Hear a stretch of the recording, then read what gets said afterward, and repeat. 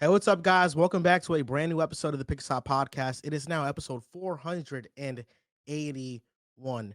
We're recording this part separate from the podcast we had recorded earlier in the day where we did our 2025 NFL mock draft. That's going to be on later in this episode. But we have to start with this first because the Rockets just tied up this series with the Warriors, one game apiece. It's going back to Golden State for game three. But there's a ton of things that happen. We got Jalen Green having the best game of his career. I know Drew's very happy about that. And we have major news about the Warriors. Jimmy Butler regarding his health with the nasty fall that he took. We don't know if he's going to play another game in this series or how he's going to look. So there's a lot of different things in play. But we'll talk about game two first. I mean, Drew, how are you feeling about Jalen Green, 38 with 8 made threes? Obviously, you know how I'm feeling. That being said, Jimmy Butler, this series won't be the same without you. I'm wishing you well. I hope that you're ready to go for game three. Huge bummer when one of the game's best goes out. You obviously saw the difference in level of play from the Golden State Warriors when he was on the court and when obviously he exited the game. Joel, you tweeted, and it was my exact thought as well. The fact he got ruled out as quick as he did is what concerns me for his timetable to return in this series. It was almost immediate. That's really what scared me the most. But you saw their lack of creation when he wasn't on the court. He obviously provides so much and allows so much that Steph Curry can do off the ball. Draymond Green doesn't have to be on the ball. They have somebody that actually can be a ball handler and create for others, get his own as well. It was a huge bummer. And obviously, Golden State's not the same team without him. Now for Jalen Green, let's get nasty. Jalen Green is one of the best experience I have as a basketball fan. The lows he puts me through to the highs that he gets me to. I mean, actually, there's no other player that does it like Jalen Green. So he has what 7 points last games. He's basically benched in the fourth quarter. All the blame was put onto him as to why they lost in game one. Some people said that it was never a game for the Warriors. It was always going to be them, even though, they put together a very respectable run, and that was without JG playing average hoops. But then you get Jalen Green at peak hoops. He gives you 38 tonight, over 50% from the field, 8 for 18 from three, little rebounding, little playmaking, a little defense. The Jalen Green experience is the GOAT. There really is simply no better experience, but I am vocal and I know that it's true. When Jalen Green is on, there is no beating the Rockets. Now, they also did, of course, not have to go up against Jimmy Butler on the Golden State Warriors. That obviously played a hand in that. Warriors fans, I acknowledge that.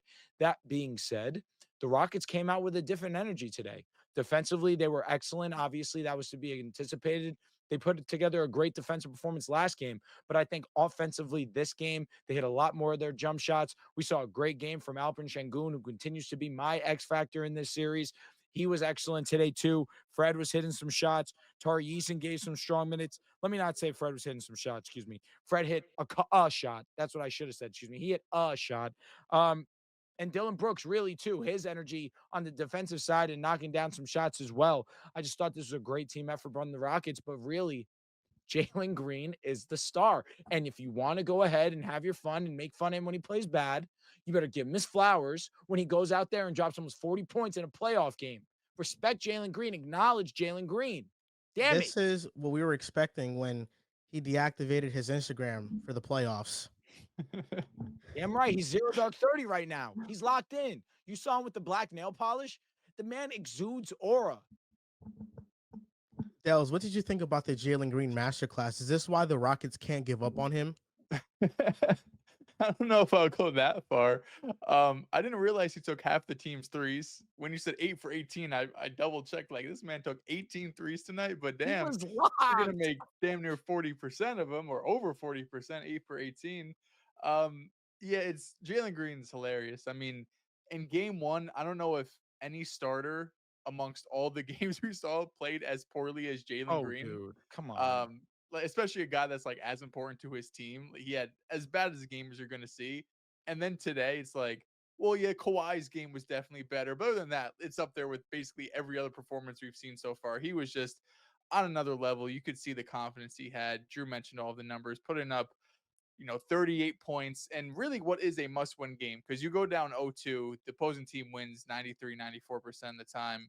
And what Drew said is right. When Jalen Green is on, the Rockets don't lose. This year, he has dropped 30 or more points 14 times in the regular season. The Rockets went 13-1. And ironically, the one game they lost was against Denver without Nikola Jokic. They somehow dropped that game.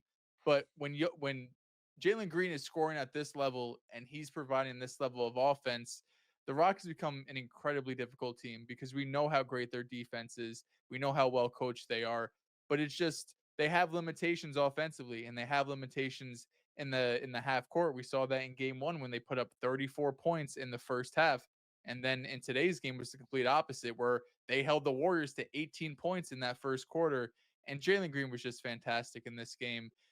I I think the silver lining if you're a Warriors fan to this is did Jimmy Butler get ruled out so quick because you already won game 1 and you're kind of playing with house money in game 2 going back to Oracle for games 3 and 4. So that's the silver line I think or maybe the bright side if you're a Warriors fan you have to think through is maybe the train staff just wanted to be very very cautious with this. It was a hard fall. It's a guy that's dealt with injuries this year. He's 34, 35, 30, 36 years old. You don't want to push him too much cuz he's so important to this roster, but we saw if Jimmy Butler is going to miss any time, I don't think the Warriors have a chance in hell to even win a game. Some of the lineups they were putting out there when Steph Curry has to hit the bench, it gets really ugly really quick. We saw what this team looked like before Jimmy Butler got there. They were a playing team at best that had a good chance of losing in the play into any of those other teams, including like the Dallas Mavericks or the Kings. That's how ugly the offense can get when Steph Curry's not on the court. So Jimmy Butler's one of the toughest guys in the league. We know that. Hopefully he's back for game 3 because we saw this could be an awesome series if everyone's healthy. But unfortunately, if Jimmy Butler goes down for an extended period of time, it's going to be tough for the Warriors to really bring any sort of consistent offense to the floor. I feel like all playoff preview long, we were questioning whether or not we're going to get the best versions of the Rocket star players, Alperen Şengün, Jalen Green. Jalen Green is 1 for 2 now. Game 1, not so good. Game 2, really good. Şengün is 2 for 2 now. He's had 2 great games. Draymond You has doubted him. forcefully asked him to take jumpers, and he's knocked jumpers down. He's hit a 3 in both of these games. Can't believe you doubted your goat. Why did I doubt him? I said he was my X factor. You said, "Are you out of your mind?" He doesn't do well against the Warriors. I said he will. Well, I think he's impacted this series as a defender and as a rebounder. I think Offensively, I thought he's scoring been really good though. scoring, he's been cleaning up, and I think he's hitting his mid-range shots to be a little bit respectable. But overall, the offense is still a little bit inefficient. I mean, he's not. That's Alperen. Yeah, I mean, he's not getting to his spots the most, but I think he's playing really well in this series. And then Tari Eason is playing really well too. So I For think sure. that you have 3 young players on his team that are consistently putting out good performances. Jalen Green, game 2 is just massive. I agree with you, Dels. I think it's pretty much over if Jimmy Butler is not going to play. But I remember back in 2023 when he rolled his ankle pretty bad against the Knicks, and he still continued to play. And not only did he play on that bum ankle and beat us, but he went on to the Well, conference finals yeah. and won 2. And then he went to the NBA finals. And for somebody on a bad ankle, he still played pretty well. So I think he's able to play through pain. I think he will play in this series. But Houston deserves a lot of credit for how they came out and just won game 2. The Warriors had multiple instances in this game where they almost came back to start the fourth quarter. I thought the game was dead in the water, but Steve Kerr lit the starters out there and they almost made a run. They cut it within single digits. And then the Rockets just kept answering with their own made shots. So I think this is still going to be a hell of a series. Even if Jimmy Butler is not out there, I think that the Warriors can still make it tough, but I don't think they'll have enough to quite beat them. But Houston deserves a lot of credit. And I wasn't joking when I told you that this is one of those performances when you get from Jalen Green, it makes it hard for you to just include him into a multitude of trade packages. Because I think a lot of Rockets fans, they feel like if they can get a more consistent version of Jalen Green, they don't need a Devin Booker.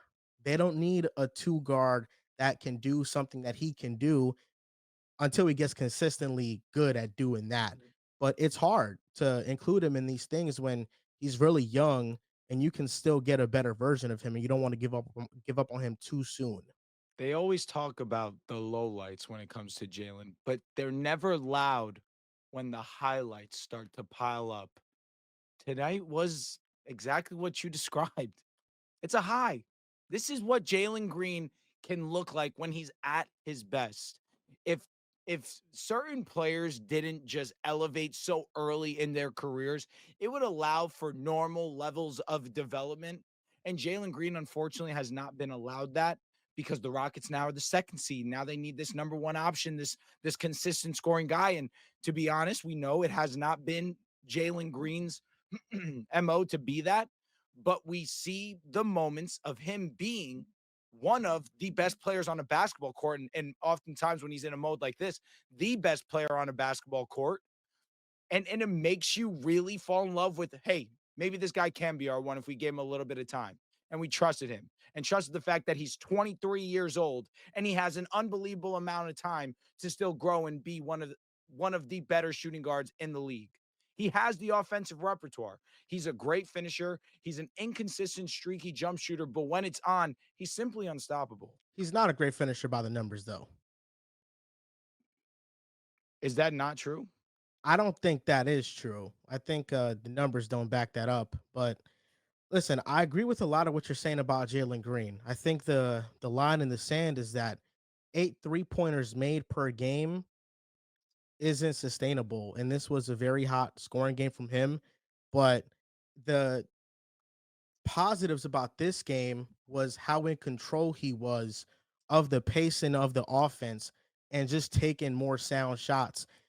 There are times where he can get a little bit out of himself and then he settles for a lot of shots that he shouldn't take. And then you get the bad performances. But this is kind of the frustration with him is that, you don't know what you're gonna get, but you got a great performance. And that's how when you know that you can get this from Jalen Green, you know the Rockets are gonna win. He's 64% at the rim. That's pretty average, but not bad.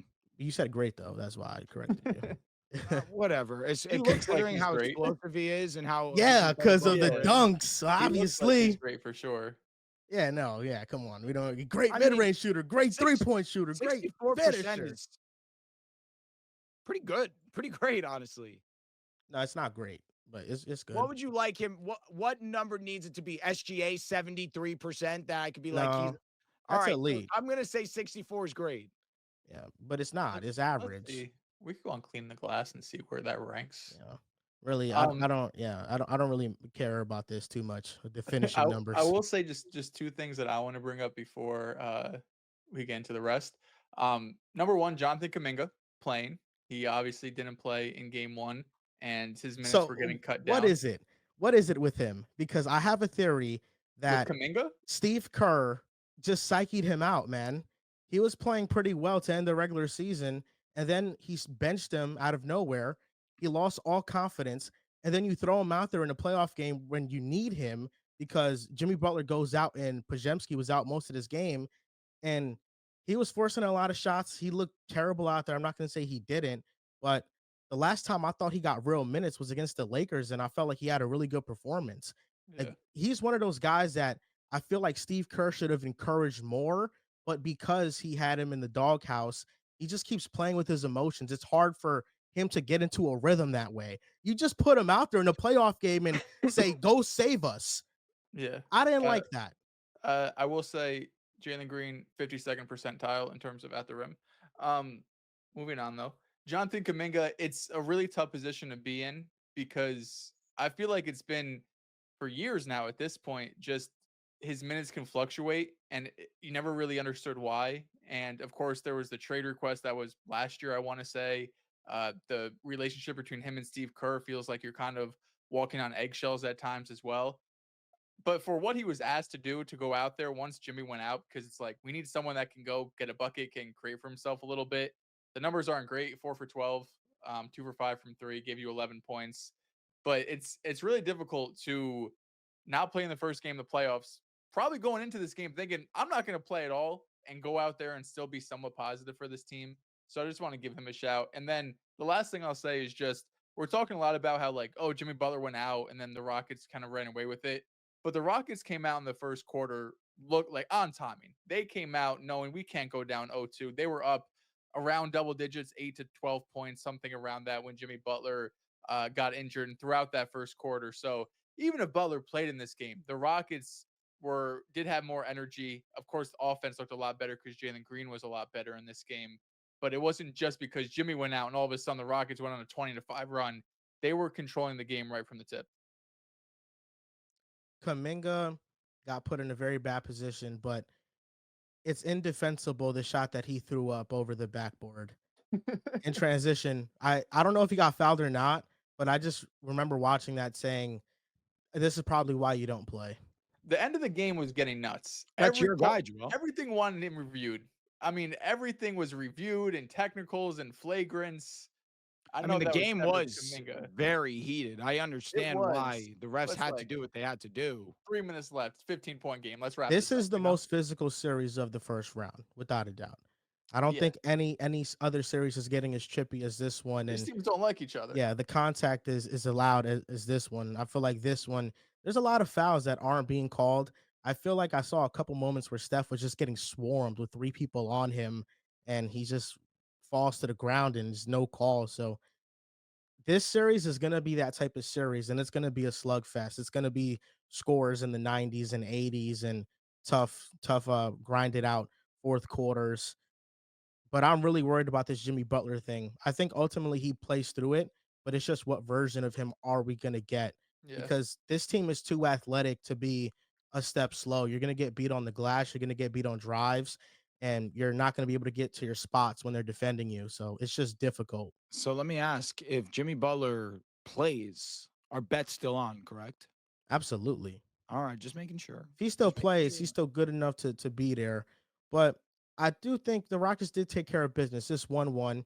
We have to see how they respond now to being on the road. This is a team that's never played a road playoff game before, and playing in Golden State is one of the toughest places to play. So I It's true. still fully expect Golden State to win game 3. If they don't win game 3, I think there is some trouble on the horizon, but I expect them to win game 3 just with that being the Rockets' first road playoff game. Still standing 10, man. Give me Rockets in 6. What's Jalen Green's stat line game 3? 21, 8 for 22. Okay. Coming back down to Um, earth. no, that's just the most Jalen It Green. is. Like That's that's a a fact. Yeah, yeah, yeah. baseline normal Jalen Green game, like 21 to 23 points, 8 for 22, 7 for 17 from 3. Like 8 that's for just how he 22 works. is 36% from the field. That's just and that's kind of Jalen Green. That's just that's his game, man. I'm not gonna sugarcoat it. You went on your soliloquy. This is who he can be. Next Also, game, Jalen Green 36%. Jalen Green was a better finisher, according to Cleaning the Glass, than Donovan Mitchell, Anthony Davis, and Carl Anthony Towns. Nice. Good. Donovan Mitchell, man. Hey, shout to Donovan Mitchell. He hit Donovan some Mitchell. huge shots tonight. That guy gets really praised. And you know what? I'm happy for him. That guy is a great basketball player. All NBA basketball player. He was awesome tonight. He's a dog. No. Don't get me wrong. Donovan Mitchell is incredible. We're talking about being awesome. Jaylen Brown's awesome. You fell off. You I didn't fell fall off. off anything. He had a You fell off. he You did were not have a good scared. regular You season. were worried about him. Oh, I don't know. His knee. When Jaylen Brown steps on the court come playoff time, you know what time it is. 16-game player he is, man. And you needed him to carry when JT's out, and the real one stepped up. He So did. what Big was time. that happened to Porzingis? He's got He elbowed in got the elbowed, noggin. I think, by Goga. Okay. Yeah, and he was There's a bleeding running theory crazy. now that Orlando's this dirty team. Yeah, they've had a couple moments. Al Horford and KCP hate each other now. I don't know if you've seen that, but they're like mortal enemies. They got into a bit of a scuffle today. Um, Porzingis gets elbowed. Of course, JT. I don't think the Tatum thing was like dirty. People thought it was dirty. I thought it was like a pretty normal foul. It got called a flagrant, which I was shocked by. But yeah, there's been back and forth both ways. Magic fans think the Celtics are dirty. Celtics fans think the Magic are dirty. It's just been a bit of an ugly series, both ends. Yeah, the two East series, they went up 2 games to none. The Cavs against the Heat. That was a very close one down to the Yeah. wire. Darius Garland made some very telling comments about Tyler Hero and how they just want to pick on him. That's the offensive game plan. And the Celtics go up 2-0 against Orlando. One thing I do want to say, the last thing I want to say about the Rockets and Warriors game, the Jimmy Butler injury didn't happen out of nowhere. It happened because of this I play where knew he was a going to men mention the men being dirty. and I knew it. I wasn't gonna mention that actually. Draymond, did he push him? Did he not? I didn't think he did. I think Amen just lost his balance, but Tripped, on yeah. the internet, a lot of Warriors fans are throwing a lot of vitriol on Amen Thompson because of the injury to Jimmy. But I They don't have to think cope. it was intentional at all. I don't think it was that. I think it was just he got a little bit carried away and then he lost his balance. And as an unfortunate play, he also got hurt on the play. Not as bad as Jimmy, but if Jimmy ends up being very hobbled for this series because of that, it will be unfortunate nonetheless. Even though I don't think it was intentional or dirty, it'll be very unfortunate because I think it takes away from what is an incredible series if both teams are fully healthy. Yeah, no, obviously, all jokes aside, I think that when you look at that play, to me, it just screams basketball. Like sometimes in a game, moments like that happen.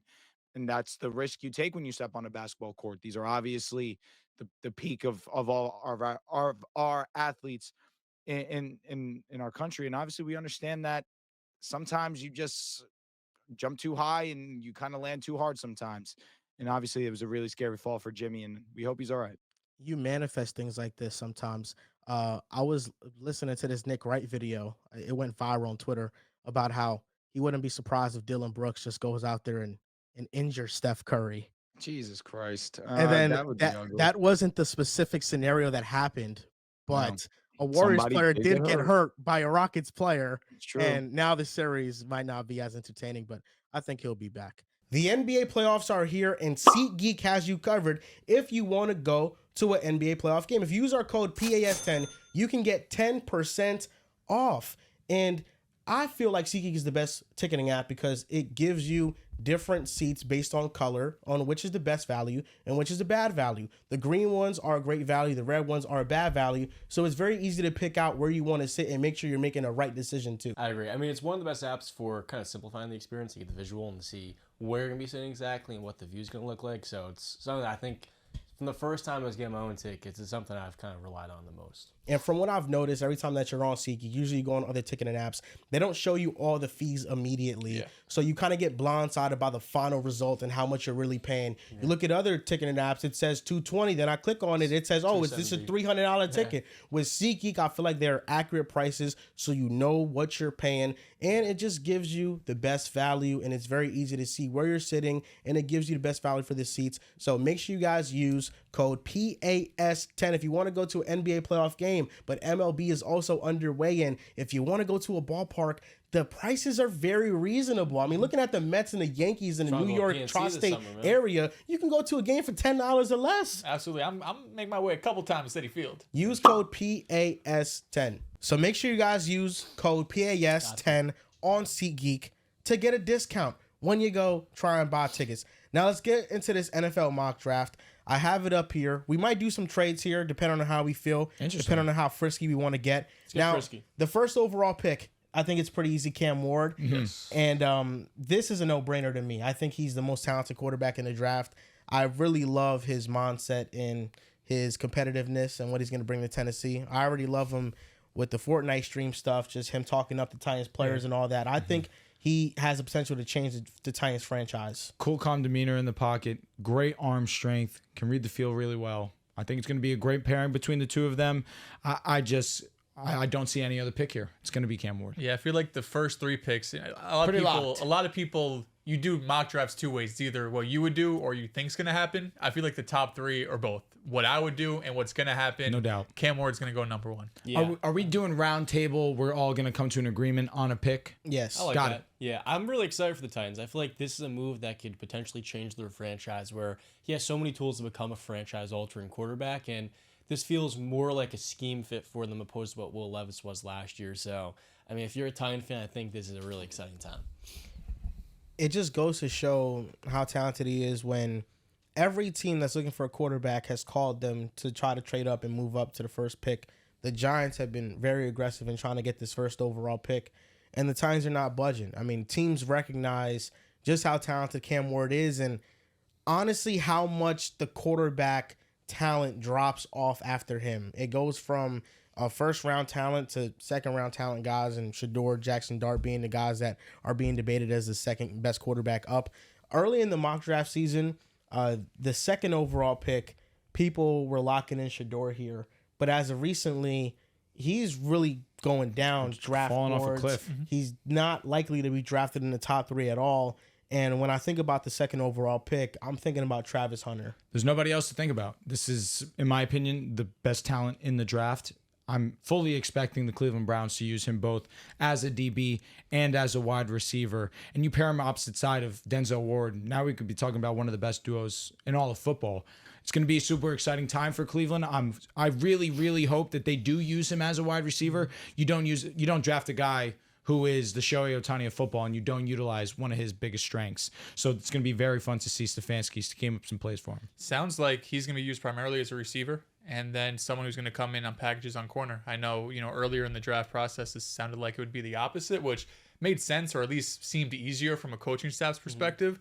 But Travis Hunter has said in some interviews too that he sees himself as a wide receiver first. Of course, he get paid more as a wide receiver. And, he is him and Ashton Gentry are like the only tier 1 offensive players in this draft for me from the skill position perspective. So it's going to be awesome because he's going to come in right away. He's going to be the wide receiver 1 in this team. And I think this draft is desperately needing someone to make a huge impact on that side of the ball. So I think he's the pick at number 2. And I think he's going to play primarily wide receiver. Right. I'm going to hate the fact that he's going to be in my division for the next decade plus. And I think what stands out to me with Travis is his motor. I mean, I feel like he never gets tired. And the skill set that he adds alongside Jared Jeudy is one thing to take their offense to a pretty high level to put yourself in position to be ready to draft a quarterback. But on top of that, like you guys highlighted in that secondary, if you're putting him in certain sub packages, I feel like that adds an extra layer. So to me, I think he's the best prospect in this class. And for the Browns, I mean, this is a truly game-changing talent. Now, let me ask you guys a question. When it comes to fantasy football, can you run Travis Hunter in your IDP? It's a great question. That feels a little cheesy. It sounds illegal. He's a full-time wide receiver for me. Okay. I think he is. I think at corner, he's going to get some package plays. But you look at the Browns personnel with Greg Newsome, Martin Emerson, Denzel Ward. They have enough corners to be able to not play him full-time there, especially on rundowns. You don't really want him to be on rundowns on offense or defense. Offensively, the Browns don't have much. They have Jeudy. They have an Njoku. Cedric Tillman had a little bit of a breakout, but Travis Hunter could be an 1,000-yard receiver as a rookie if the Browns utilize him, and I think they will, because that's their biggest need right now. Offensively is where they need to bring in a lot of juice, because last year they had little of it. How do you think he compliments Jeudy? I think Jeudy, I'm not thinking of how somebody compliments Jeudy per se. How does Jeudy compliment Travis? But I think Travis Hunter just could play everywhere. I think on the That's outside. a good question. Jeudy had a great season last year. On the outside or the inside, I think Travis Hunter can play wherever. I think he is a great route runner, even though he runs it differently than other players. He's not the most technically refined guy, but I think the most impressive trait about him is just his ball tracking ability and his sure hands. Yeah. He catches everything, and there's even some clips of him early on in high school where he's doing 7-on-7s and he's catching everything in his vicinity. I think he's going to be an elite wide receiver. I think he can be a top 10 wide receiver in the league. Oh, yeah. That's how good I think he could be. So, Jerry Jeudy is a nice compliment, but overall, I think, Travis Hunter's in the game. He's the number 1 target at all times. And I think if Jameis Winston doesn't start for damn near half the year, we're probably not even really discussing Jerry Jeudy much. They don't have a quarterback. But I don't feel like that's an indictment on Jerry Jeudy. No, it's just I think he put up a huge stat line. He ended the year so well, so people might be anticipating more from him than what you're going to get. And what he probably is at best a wide receiver 2, but more likely a 3. I think Jerry Jeudy wide receiver 3.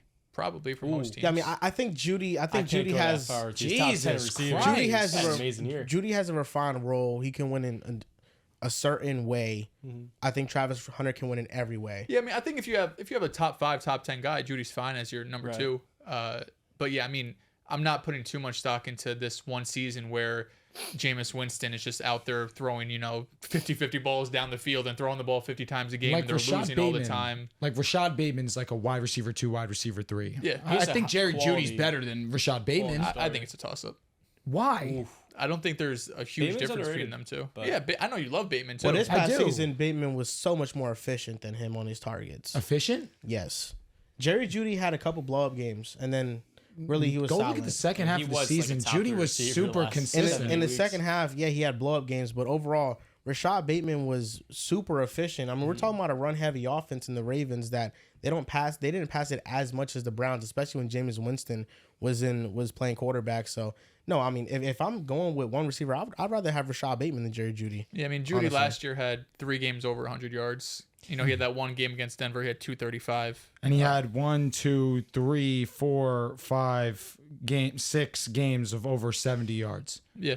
He I get had what you're almost saying, 1,300 receiving He had yards. 1,000-yard season in Denver, and then he has 1,200 plus. I feel like you can't. If you discount want to that. slander his time in Denver, shake your hand right now. But this past season, he was very effective. Yeah, I think it's just more about yeah. Jameis than I think Judy's a good player. I think he's fine. I Wide just think receiver 3 was crazy. I think if you Yeah. don't have Jameis this season, he probably finishes with around like 700 to 800 yards, and you're like, okay, that's solid. That's what you traded what 5th round pick for him. You're probably happy with it, but again, like you're not changing your offense for him. No, I'm not going to say that either. Yeah, no, I don't think it's much of a discussion. So the Giants at the 3rd overall pick. This is interesting because Hayden Winks from Underdog Fantasy tweeted out a Jaguar and a New York City skyline. So there's some smoke right now that maybe the Jaguars are so What source does this guy have? intrigued To trade up to 3 for Abdul? to trade up to 3. No, to get Ashton Genty, because right now all the smoke with the Jaguars is getting Ashton Genty, and Do you think the Patriots are going to take him? no, I don't think so. Well, then why But do you need to trade up? I think you need to trade up because The I Raiders think might jump them? right now everybody knows the Jaguars want Ashton Genty. The Raiders want And the Raiders, I think, want him. I think the Bears want him. The Broncos want him, but they're in the 20s, so it's kind of a longer shot for them. But I think a lot of teams want Ashton Genty, to maybe the Giants have that leverage to they could trade back 2 spots. Maybe the Patriots are just so hell-bent on taking offensive line that they think they could still get Abdul Carter at 5. So this is one of those spots that people are assuming that might be a potential trade spot. That's interesting. I just think that they could stay at 5 and they're valid. Unless somebody trades. Unless up somebody to 4. goes to 4 because no matter what, the Patriots are drafting O-line. I get where you're coming because from. if the Raiders at 6, if they trade up to 4 and draft Genty, now the Jaguars can draft Genty, and at 6, one of the offensive linemen is going to be there for the Patriots. No doubt. Will Campbell's going to be there for the I Patriots agree. at 6. I agree. So they could do it. So I think that's the fear right now. But I think the 3rd overall pick is Abdul Carter. No doubt. I don't know why people were acting like because of Kayvon Thibodeau and Brian Burns that you don't draft Abdul Carter. KT's gone. Yeah, I mean, Kayvon Thibodeau has really not been producing at all, and he's one of the worst pass rushers in the league. So I think Abdul Carter, having him with Dexter Lawrence and Brian Burns, I think the Giants are building an elite level defense 100%. that has a ton of Yeah, talent. and you're just taking the best player available on the board here, and I think that's the mindset the Giants should be in to get as much talent as possible. And you're really going back to your traditional roots back in 2011, 2007 when we were winning Super Bowls. And I feel like that is when I think of the New York Giants and their most successful seasons. I think to great defensive lines and great defensive fronts.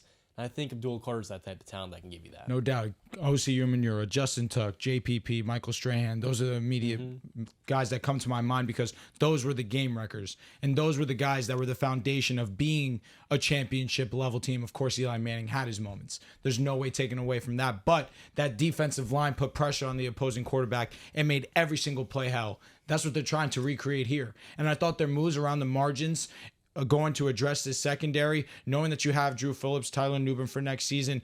Tay Banks needed help. That's an obvious statement. So you go and you bring in Paulson Adebo, Javon Holland over the top. You're really trying to solidify your secondary. Secondary looks And Bobby good, Okereke, or a change, it really kills me, that you have solid foundational players at every single level. Now you add Abdul Carter to your team. Now you have a true potential superstar alongside Dexter Lawrence and Brian Burns. It really can get scary. This is an amazing pick. I was watching one of Brett Coleman's videos, and he was doing something for Next Gen Stats, and they were, testing Abdul Carter in a bunch of different ways. And his first step as an edge rusher was quicker than any first step that Micah Parsons had in the NFL last season. And his top speed was faster than any run Saquon Barkley had last season. So, I mean, he's just athletically, he's just different. And although, you can make the argument for the Giants, who do have a few different holes, that maybe you trade down to 5 and get a couple extra picks. But you're playing a game with New England, who's sitting there at 4, and of course, need an offensive line. But Abdul Carter's just in a different tier than Will Campbell or Member or whoever else they go with. So you're playing a bit of a guessing game. And the Patriots could also trade down. If they're like, you know what, we could get Membu at 7 or 8, wherever it might be. We could trade down and get a boatload of picks for Abdul Carter. So I think the Giants should just stick and pick at 3, take Abdul. I think the Giants have really overhauled their defense this offseason to where they could be one of the better units next season. 1000%. So I'm thinking like a top 15 unit if everything goes right. Selfishly, I'd want Abdul Carter to go to the Browns with Myles Garrett. That would be one of the best edge rushing duos in the league. Dexy and him doesn't move you? That moves me. Dexy and him is great, and Brian Burns, obviously. No doubt. But Myles Garrett's just, him, both of them off the edge, the best just in a the little game. bit. It's just overpowered. But I think this is a great spot, and the Giants do need a quarterback desperately. But you sign Russell Wilson, you sign Jameis Winston. They have a bridge for a year. You're overloading the defense, so I think their kind of philosophy is just going to be play good defense, take care of the ball, and try to win games that way. And I think that's fine. The 4th overall pick with the Patriots, I think this is offensive lineman all the way. Let me say this. I think this is Will Campbell. I can hear a trade, though. I can hear the way that we were just having the conversation. I don't think it makes much sense to trade up with the Giants as opposed to trading up one spot with the Patriots, talking about the Jacksonville Jaguars. The Raiders probably be inclined to maybe offer a little bit more, but if you really want your guy in Genty, you fear that the Raiders are going to try and snipe you. Teams behind you are trying to trade up to that selection. You go up, you trade up one spot. I know that it's minor, but we've seen teams in the past trade up one spot just to make sure they get their guy. Wasn't the brightest point. I had the first team that comes to mind that did that was the Bears with the San Francisco 49ers trading up one spot to get Mitch Trubisky. But if you think that's your guy, you do whatever you need to do to secure that. So that would be my opinion here. But if we want to just keep the draft, I'm with you. I think Will Campbell would be my selection here. That's fair. I'm not opposed to Ted McMillan here. I'm a huge fan of him. I feel like a lot of people are maybe a little bit even keel on him.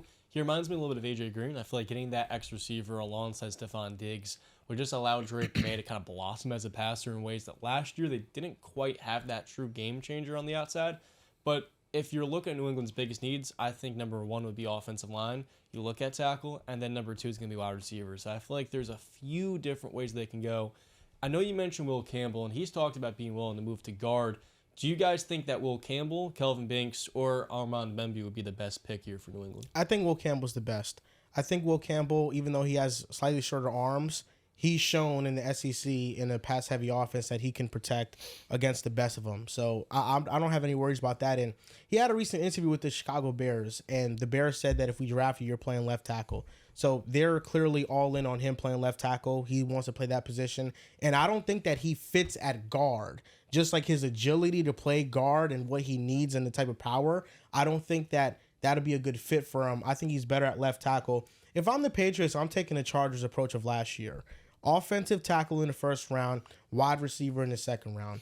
Because you cannot pass up on a blue chip or a great level offensive tackle to protect your quarterback in the future for a wide receiver. Because I think in this draft, there's a lot of good wide receivers that are available in the second, third round that I think that you're not going to have that same quality of offensive tackle available in those rounds. I think the offensive tackles are going to go very quick in this first round. So you got to snag one while you can. And they signed Stephon Diggs. So I think he should be healthy by the start of the season. You have Stephon, you have Pop Douglas, you have Hunter Henry.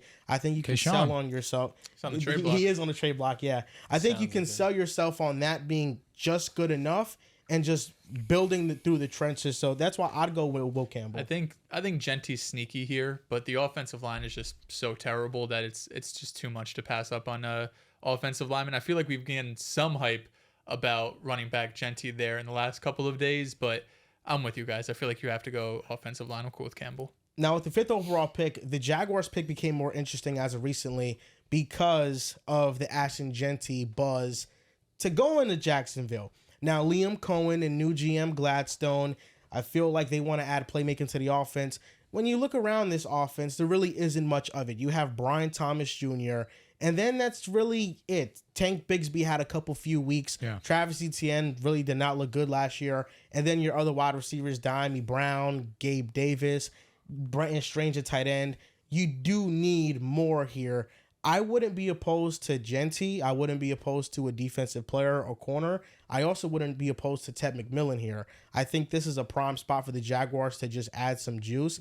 And I do have to trust Liam Cohen with his scheme because I feel like last year the Buccaneers had one of the worst offenses in the league with Dave Canales, and then Liam Cohen came in and he totally overhauled how they run their offense and their scheme, and he maximized even Rashad White, who was inefficient the year before, was more efficient with Liam Cohen. So I could definitely see Ashton Genty being the pick here, but it just depends on whether or not they think it's a little bit too rich for a running back at this spot, especially with the amount of trade opportunities you'll have. Because let's say the Bears want to jump up to 5 and they want to get Ashton Genty. At 10, I think the Jaguars are in a good position to maybe still draft Mason Graham if he falls there, which is a possibility. So they'll still be able to get a pretty good player at pick 10 plus more draft assets. So it's really on how they want to approach this. Yeah, I'm 100% on the side of getting Trevor Lawrence the help that he needs. BTJ last season was an absolute home run pick. Still need to shore up this offensive line, that's without a question, but understanding that you want difference makers on the offense as well, which is where over the last 24, 48 hours, I've definitely understood more and more the process of bringing in Genty. That being said, again, I look at this defense and still think there's so many holes that a guy like Mason Graham right there falls into your lap, immediate impact player. I think that's where it would be a little bit hard for me to pass up on, especially when you have Walker and you have Josh Allen Hines who come in, and it's just a really strong defensive line. That was my thought process, but as time's gone on, I can understand the idea of bringing in a wide receiver like Ted, bringing in a running back like Ashton Genty. To me, it's a pick between 3 ways, between Genty, between Ted, and between Mason Graham. But I'm on the side of defense here. I'm taking Mason Graham. Yeah, I feel like, to me, this is where the draft starts. 100%. I think the top 3, the picks are locked in. Yeah. I think number 4 is going to be offensive line. Number 5 is really the first spot where it could be multiple different players. It could be different positions. I understand the Genty hype that's been going around for the Jaguars, but Gladstone's also coming from the Rams, who didn't really use any high draft capital recently, right? I think this past year, Michigan running back who they take last year? Blake Corum. Yeah, Blake Corum. Thank you. That was probably their highest. Like it was day 2 pick. Right? I think it was a 3rd round pick because player. Yeah, and skill position specifically being running back. Of course, they drafted Kyron Williams on day 3. So for number 5 overall pick, your first pick as a GM, it feels a little bit out of his wheelhouse. But again, like he wasn't calling the shots there. He was just a voice in the room. So I think if I'm the Jaguars here, I'm probably going defense. I think the best defensive player available is Mason Graham. Yeah, I look at that defense last year, and don't get me wrong, they were a 4-win team.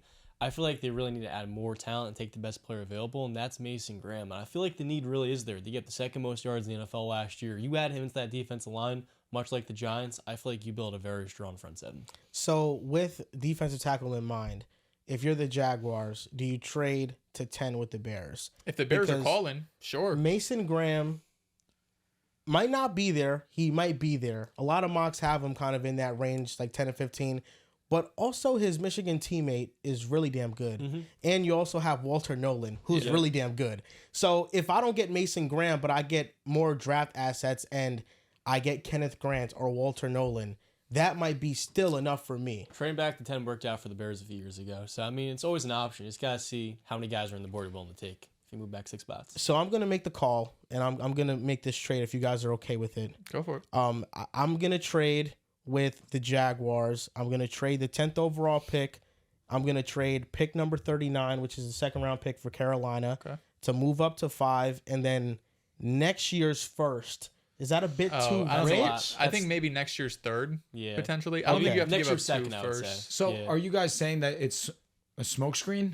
I'm saying that it might be a smokescreen. Absolutely, yes, it might be. That they're just like, we want Genty. We will do anything to have him. So much so that they're just like, let's field offers. I think that is. I think maybe Genty is the highest on their board. And if somebody doesn't come in and blow them away with an offer, then I think they probably will just stay pat and they would just take Genty. I think if you could get, of course, number 10, a 2nd this year and a 3rd next year, I feel like that's a great haul because, again, you're moving down 5 spots, but in terms of tiers of players, like Genty's probably tier 1, but if you don't want Genty, all of these dudes are in the same tier. So we're going to move up And we're doing this whole draft based on what we think will happen, correct? Because if or just whatever we want to happen. I'm kind of thinking what I would do. It's kind of both. Because then Kinda if that's, factoring in I what will they're gonna start do. to manufacture my mind to thinking what will happen. And if that's the case, I do believe Genty will be the selection. Yeah. So Ashton Genty, Bears move up to 5, and that's the selection for them. No doubt. Who I feel like at 10 would have been very happy to take him either way. But now moving up to 5 and getting a solidified running back, because offensively, that's their biggest hole right now on the offense. They don't have many. They have wide receivers, they have a tight end. The tackles offensive still line. are questionable for me. Darnell Wright, I think, No, is agreed. fantastic at Mostly right the tackle. left tackle Yeah, is- Braxton Jones is a question mark, but he's like solid. You can wait a year and see if he develops. But the running back room, it's like it's Roshan, it's DeAndre Swift, and it needs help. So they get Genty, and now at pick number 6, the Raiders, who also were maybe looking at getting Genty. Now that's not an option for them anymore. So where are they going? They have a couple options. I think Membu here at 6 is definitely in play. Okay. Colton Miller came out and said he wants more money. I don't think you can't really trade Colton Miller. Just the state of the left tackles in the NFL, it'd be kind of silly to let him go. And the rest of this offensive line, Dylan Parham, who was their guard last year, he graded out pretty well. He was the 13th or 17th ranked guard according to PFF. But the right side needs some help, right? They have Alex Kappa there. DJ Glaze is right now the expected starting right tackle. They used a 3rd-round pick on him last year. So Membu slots in pretty easily at that right tackle position. And now you're starting to build a really good offensive line. And we know how deep this draft class is in terms of running backs. For Pete Carroll, too, he's going to be wanting to run the ball. I think Membu here makes a lot of sense. So I'm between 2 players, and that is going to be Ted McMillan and Will Johnson. I'm right there with you. I say that where you don't have a cornerback. Obviously, you just released Jack Jones. I get where you're coming from, Dels. Definitely, of course, you want to solidify that offensive line, especially after what Geno had in Seattle. You want to make sure that's the opposite problem here. When you lose out on your number 1 guy, who I assume would be Ashton Genty, I feel like at this point now, instead of best available, we should go best fit. And in my opinion here, you do need a wide receiver opposite side of Jacoby. Obviously, Brock Bowers gets treated like a wide receiver, but you need a true weapon next to him as well. And that's no slight to Jacoby, who I think is a very strong wide receiver too. I just look at that defensive side of the ball and think that they could use a corner. This could be a team that's a candidate also to trade back because they know their need is corner. And there's going to be some GMs, some guys that look at this team and think maybe Will Johnson there's a little bit too high. But I think for where he is, how versatile he is, his great speed, his size, I think that I know he's coming off an injury, but he, in my opinion, is the best corner in this draft. I'm okay with that. Yeah, my pick here would be Ted McMillan, but I'm kind of in between the 2 needs of wide receiver and corner, where there's some depth in the second round at corner. I think Thomas from Florida State. There's a couple of different guys that you can go early on day 2, but I would really lean with Ted here being the best player for the Raiders. I love Ted McMillan, and I think they need more playmakers on offense because, like you mentioned, they have Brock Bowers, they have Jacoby, but really outside of Brock Bowers is not really like an elite tier guy there, and Ted McMillan would be a perfect complement there, especially with Trey Tucker able to take the top off the defense. Like they can work the intermediate areas. Corner is such a big need though. Like you look at the depth chart that they have, It's ugly. they don't have any guys that are reliable. Nate Hobbs got picked up by the Packers. Like you mentioned, Jack Jones got cut. Will Johnson, based off his talent and his tape from 2 years ago, would have been an easy pick. Yep. But I think he might be one of the fallers of this draft just because of his foot injury and because his tape last year wasn't that good. So I think if they go corner, they'd go Jahdae Barron. And Jahdae Barron, I think, he's very long corner from Texas.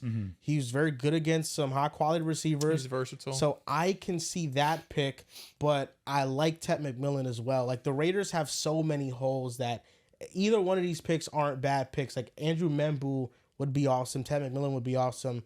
Jahdae or Will Johnson, if they're not worried about his injury, they would be good picks too. But it's just the Will Johnson injury thing for me that I don't know if he will go top 10 in the draft. The only thing that comes to mind when I see a situation like this, and it immediately reminds me of Derek Stingley, how Derek Stingley 2 years prior to him being drafted was on that that championship team, and he was one of the best corners in all of college football, and the best corner in college football. Then missed a good portion of the year, one of the two. Either he missed it or got injured and didn't play. Regardless, I'm getting confused. But he wasn't as great, obviously, as the year before when he was the best on the national championship team. But he still went number 3 and was the first corner taken off the board. I don't want to overthink it too much because Will Johnson does have great size, great speed, great athleticism. The foot injury definitely is something to think about. I just think that he still does have all the tools to be the best. I'm okay with either. If you want to take Johnny Brown, I'm all right, but I think Will Johnson's the best. He was also awesome as a freshman, Will Johnson, that is. So it's not like he just has 1 year of this elite tape. 100%. He was great as a freshman. And then last year, I think you can count most of it up to the injury. Was it foot he was dealing with, right? It was foot, yeah. So I mean, I think it's a little. I don't want to double count it, right? I don't want to be like he was injured and he had bad tape, because it's most likely he had bad tape because he was injured, and he gave 2 years of pretty damn good tape, being one of the best cornerbacks in the nation. But it sounds like you guys want to go corner. I was the one taking O-line, so I'll let y'all decide which corner you want to take. My pick would be Will Johnson. I think it's top 10 is Rich Rivera, and I like him a lot, but I feel like that's high. I think he's definitely a top 20 pick, especially with the teams in the 10 to 20 range that could use a DB. Cowboys immediately come to mind, so I could see that being a potential destination. I just lean Will Johnson in this situation. Pete Carroll's taking a pedigree, the championship winning player. Will Johnson is a 6th overall pick. Now the New York Jets. I'm pretty much fine with this pick as long as it's not a tight end. I'm fine with it. Be honest with Got you. a lot of tight ends in that range. I really feel strongly that Tyler Warren, will be. That's what number all the 7. analysts are saying. So maybe they're right, but Dude, I don't understand like the Tyler Warren. Let me not say hate club because that's strong, but you definitely aren't in favor of him being a strong prospect. I think that he has great footwork. He's a good blocker. He's not a good blocker. I think he's very versatile in his position. I think that you're being a little bit harsh on him. He doesn't get open unless he's schemed up. Well, that is probably going to be something that does happen with the Jets. Yeah, but if I'm taking a receiver in the top 10, I want him to be able to get open. Tyler Warren, for as big as he is, he doesn't block well, and he didn't get open. He's a 50-50 ball guy who, in space, if schemed up correctly, can generate a lot of yak. But I don't know if I trust anybody on the Jets to do that with the first-time offensive coordinator. Like, I think the safe picks here are Mason Graham would be a safe pick. Armand Membu would be a safe pick. And honestly, I'd really love Ted McMillan here to complement Garrett Wilson. I look at the receiver room. I'm looking at Alan Lazard and Tyler Johnson. If I'm getting a dude who I want to catch passes from my quarterback, although Justin Fields probably is not going to pass all that much, I'd want Tet. Like, if I'm going with Warren or Tet, I'd want Tet. If I'm going with the dude who I believe can impact the passing game on offense more so, I'd go with Tet. But what do you think, Dels? Because they could go in so many different directions here. Yeah, realistically, I don't think anyone knows what the Jets want to do. Because we've been hearing the Tyler Warren buzz. We've been hearing the Membu buzz. A few days ago, Jalen Walker's name got brought up. We've heard Ashton Genty's name if he was there. And I forgot who said this. It might have been Schrager or Rappaport. One of those beat reporters were saying that in the past, the Jets have been league central, right? When it was the Joe Douglas regime, there's just always so many rumors out there, and everyone seemed to know exactly who they were going to take or who they were interested in. Yeah. And this year, I feel like you're looking around and you look at 4 different reports and 4 different mocks, and it's 4 different players a lot of the time.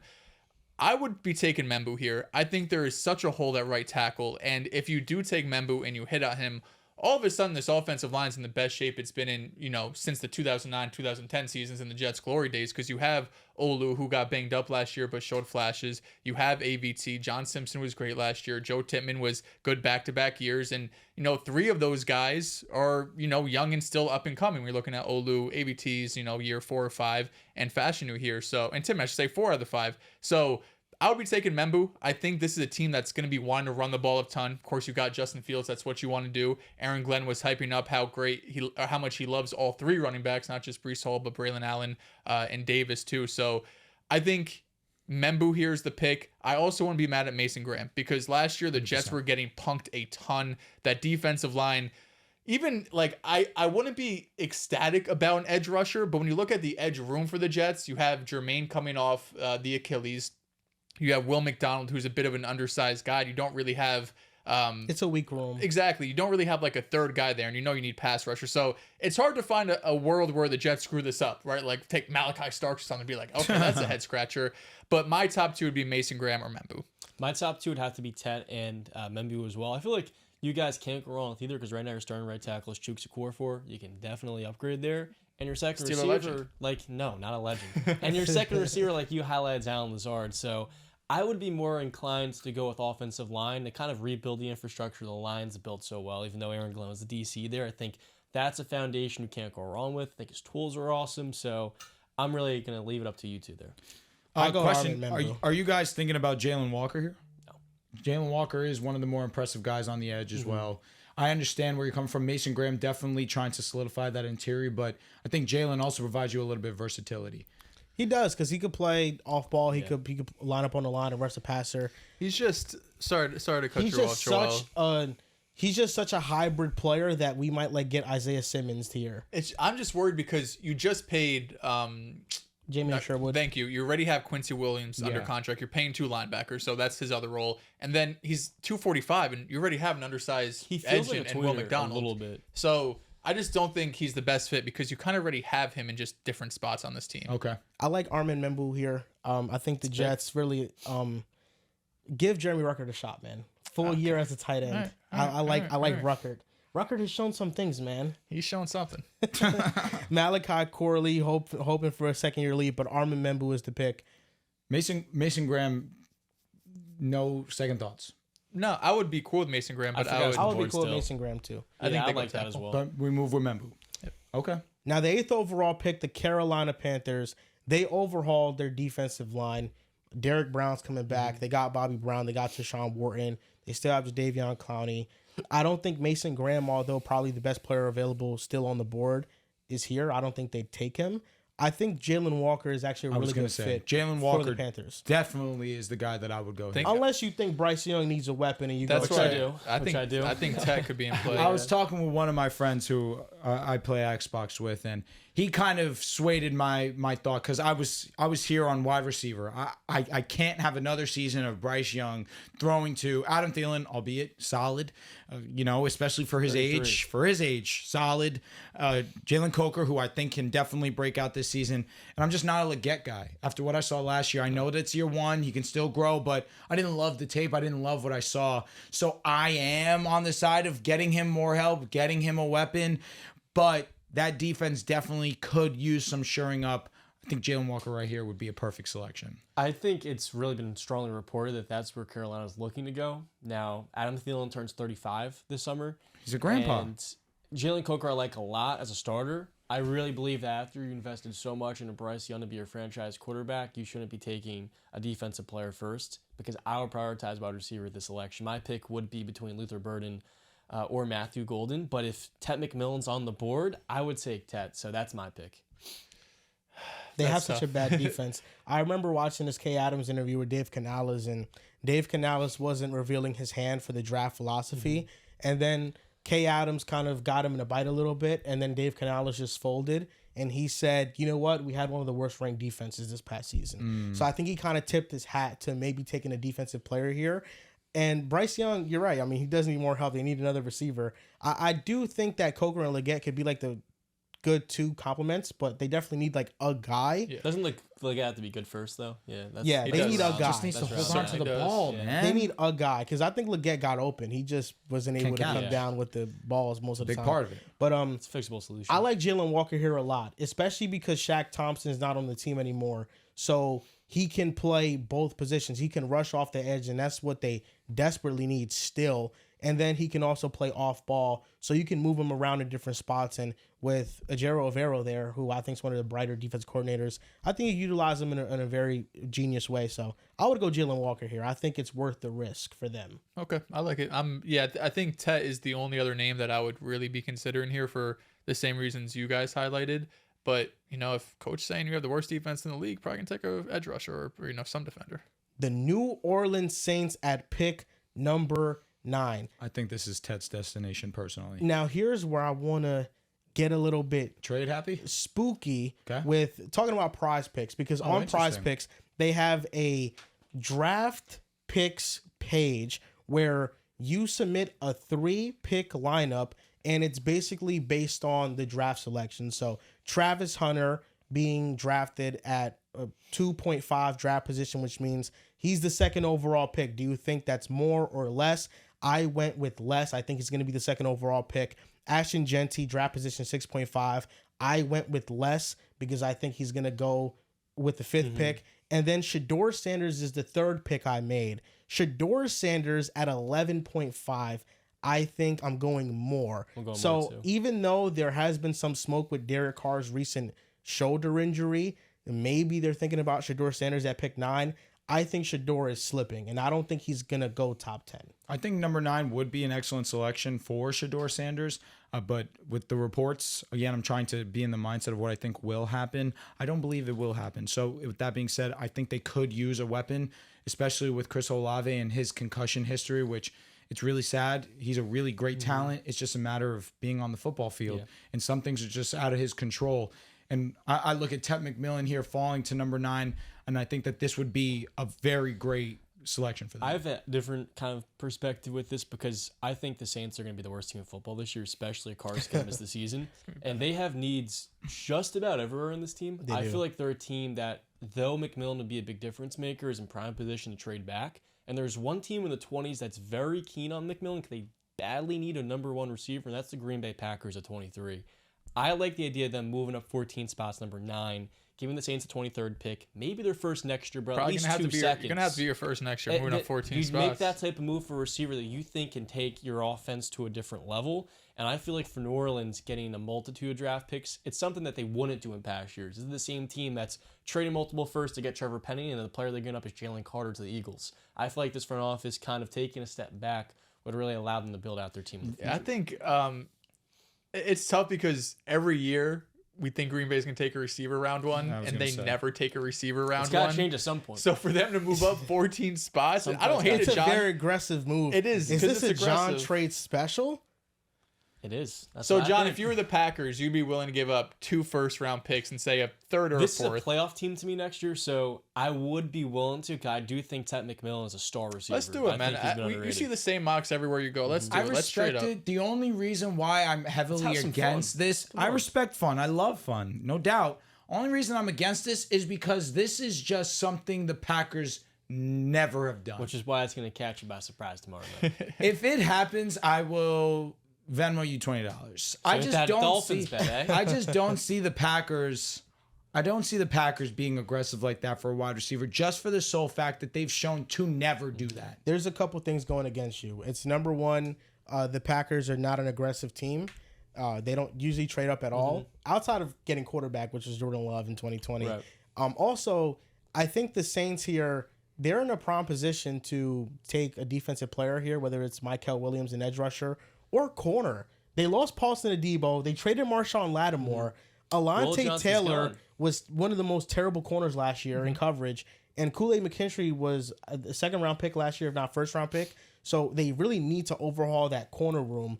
And, you know, with Cameron Jordan being out the door, you have Carl Granderson and Chase Young.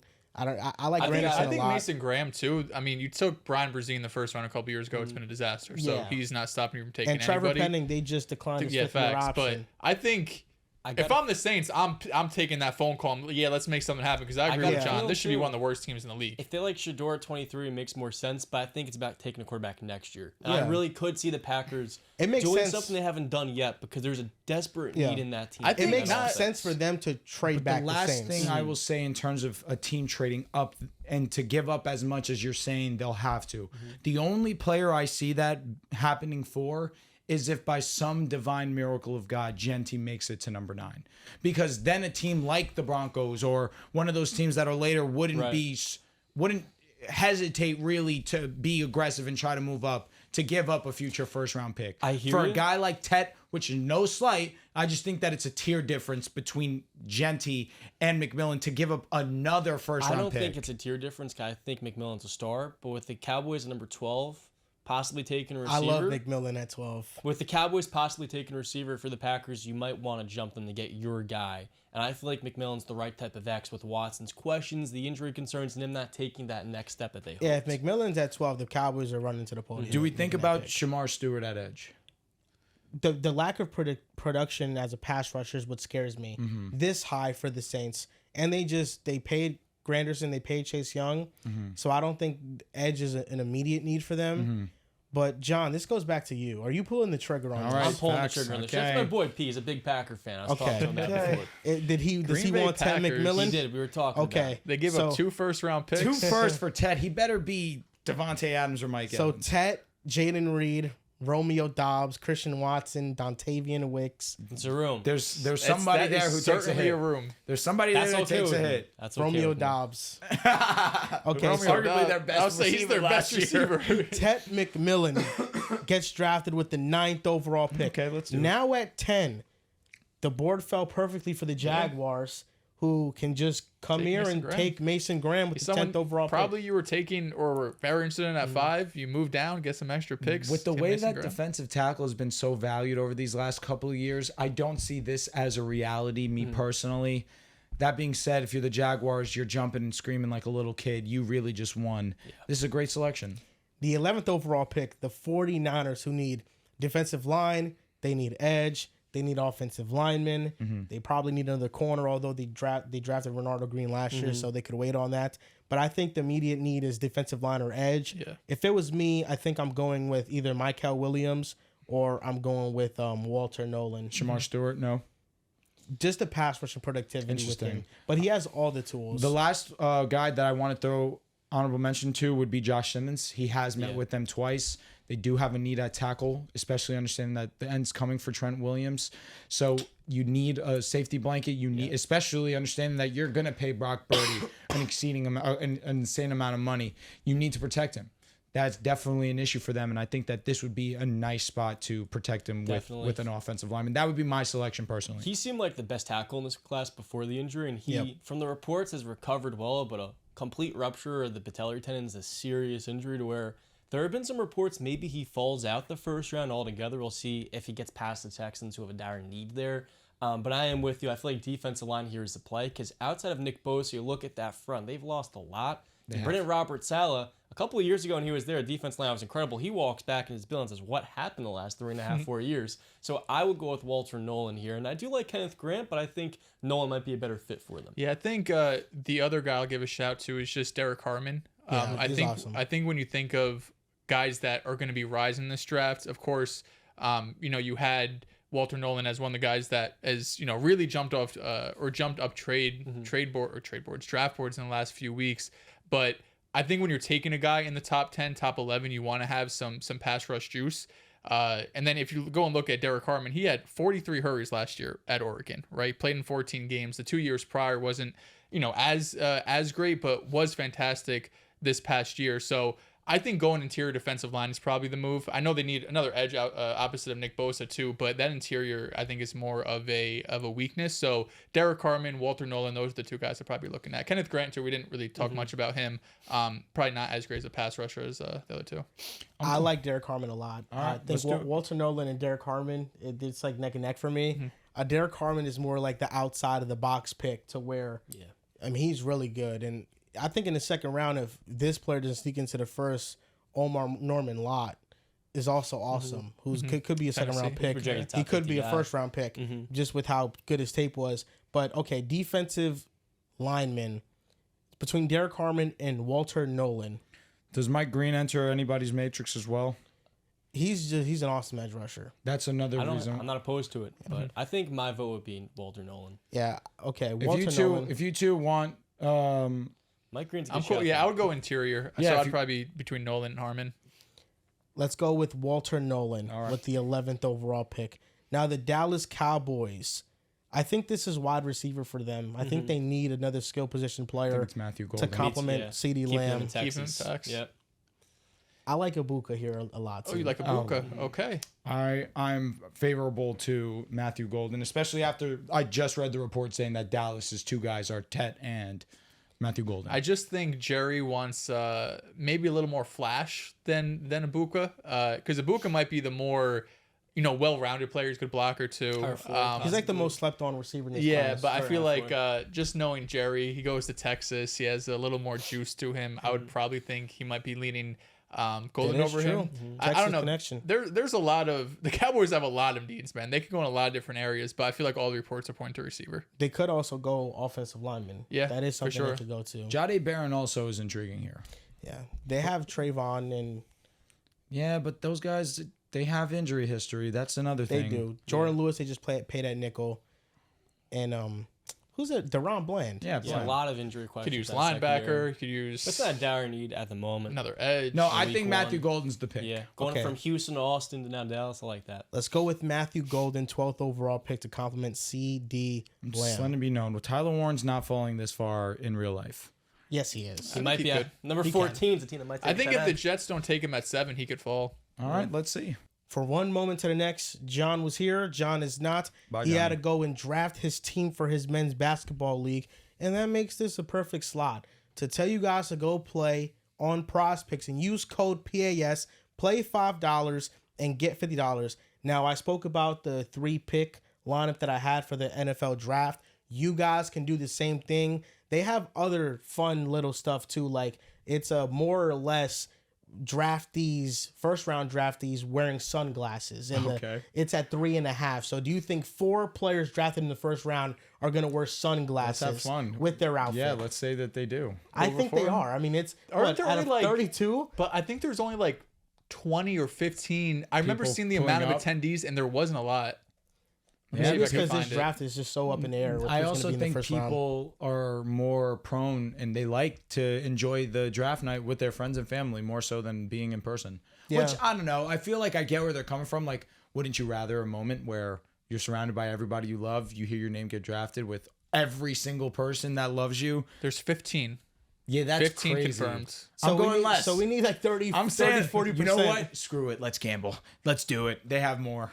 Yeah, I mean, sunglasses 3.5. Known as 15 attendees. I think we're gonna go less here. That's funny. My goodness. So I'm gonna go less there, but you guys can go play on Prospects and take advantage of some of these draft things that they got on there. And also Taco Tuesday, you get a free pick.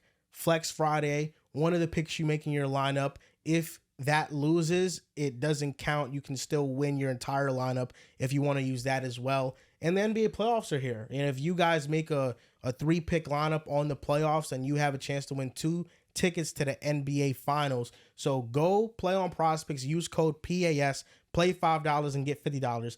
Now we're on the 13th overall pick with the Miami Dolphins. And I think this is fairly easy. I think this is Kelvin Banks Jr. or Josh Simmons. I think Josh Simmons is a better prospect, but with his injury history, this could also be Kelvin Banks Jr. But either way, I think they're going to go offensive tackle. I'm partial to Josh Simmons. I think especially after Teron Armstead just got injured. And I don't know, Kevin Banks, he might show out a little bit more maybe as a guard. But I'm more so on the side of Simmons at this selection. You need a tackle after Teron retired. This is an easy selection. Yeah, and he tore his ACL. You know what I mean? Like, he didn't, like, I don't know, like break both of his legs or something, Yeah. right? Like, people tear their ACL all the time and they're fine. Theo Ash had a funny tweet. He's like, it's 2025. We are modern medicine. Like, Josh Simmons is going to be the best tackle in this draft. I'm like, I could see it. So. Yeah, he's a lead, so I understand that. Now, the Indianapolis Colts pick 14. You just said that Tyler Warren, he's not going to This move is tight past ends. here. It's got to be. But This I is a think tight end. I think this is between Colson Loveland and Tyler Warren, and I think Colson Loveland gets more open than him. Okay, well, if you want to talk about getting schemed up, who's going to do a better job of scheming him up than Steichen? I think the Colts right now, they have enough players that don't separate all that well. Michael Pittman Jr. is getting paid the most on the team. He doesn't separate as well. Josh Downs is really good in the slot, but like he's not like, and I think he does separate well. A.D. Mitchell separates. A.D. Mitchell just doesn't get the ball, Yeah. and then Alec Pierce is more Deep so ball, of a 35, burner. yeah. But they don't have one of those targets that can consistently get open and be a security blanket for the quarterback at that tight end position.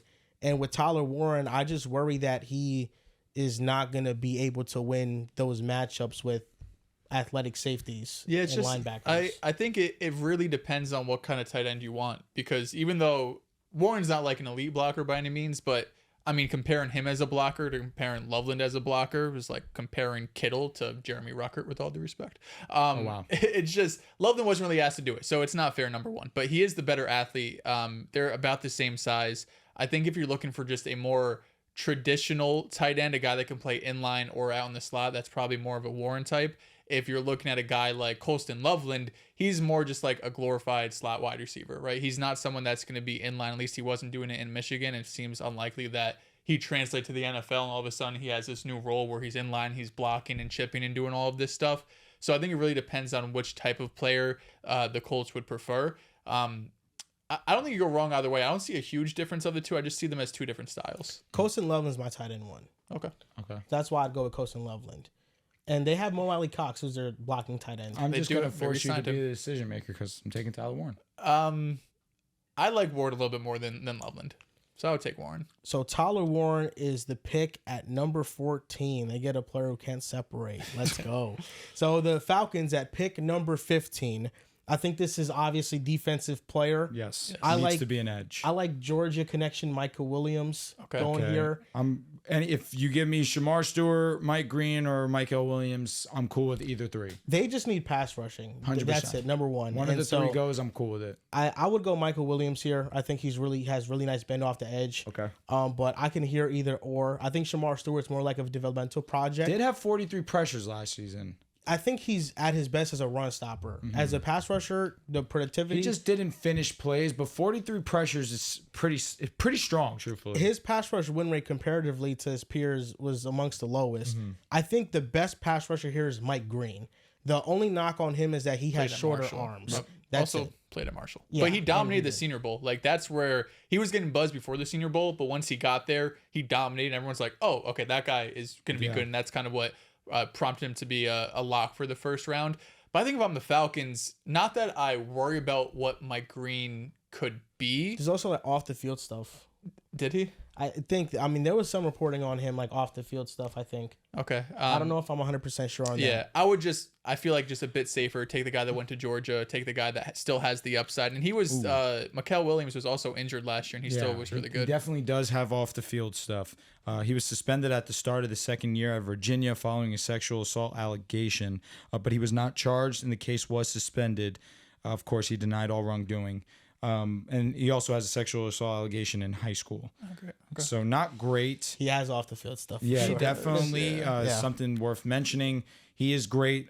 Dells, like you mentioned, was productive. 17 sacks, was first in the FBS in sacks, tackles, and sack yardage. He was excellent. And Michael was also great out as a great run defender too. So even if he doesn't turn to this like elite upside in terms of a pass rusher, you feel pretty safe with his floor. Michael Williams with the 15th overall pick. Now at 16, the Arizona Cardinals. They could go offensive Best line. available. They could go edge. They're winners here. This could be the Jahdae Barron selection too. They could Yeah. go corner. He feels like probably the best player available for me. I like that. I like Yeah. getting corner here. Because- Definitely share up the secondary a bit. Max Melton. They got their nickel corner. I'm blanking on his name. He's awesome though.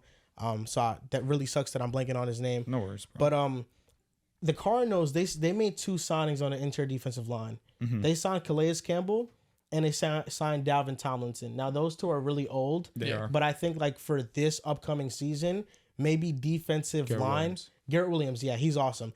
Interior defensive line might not be at the top of their priority.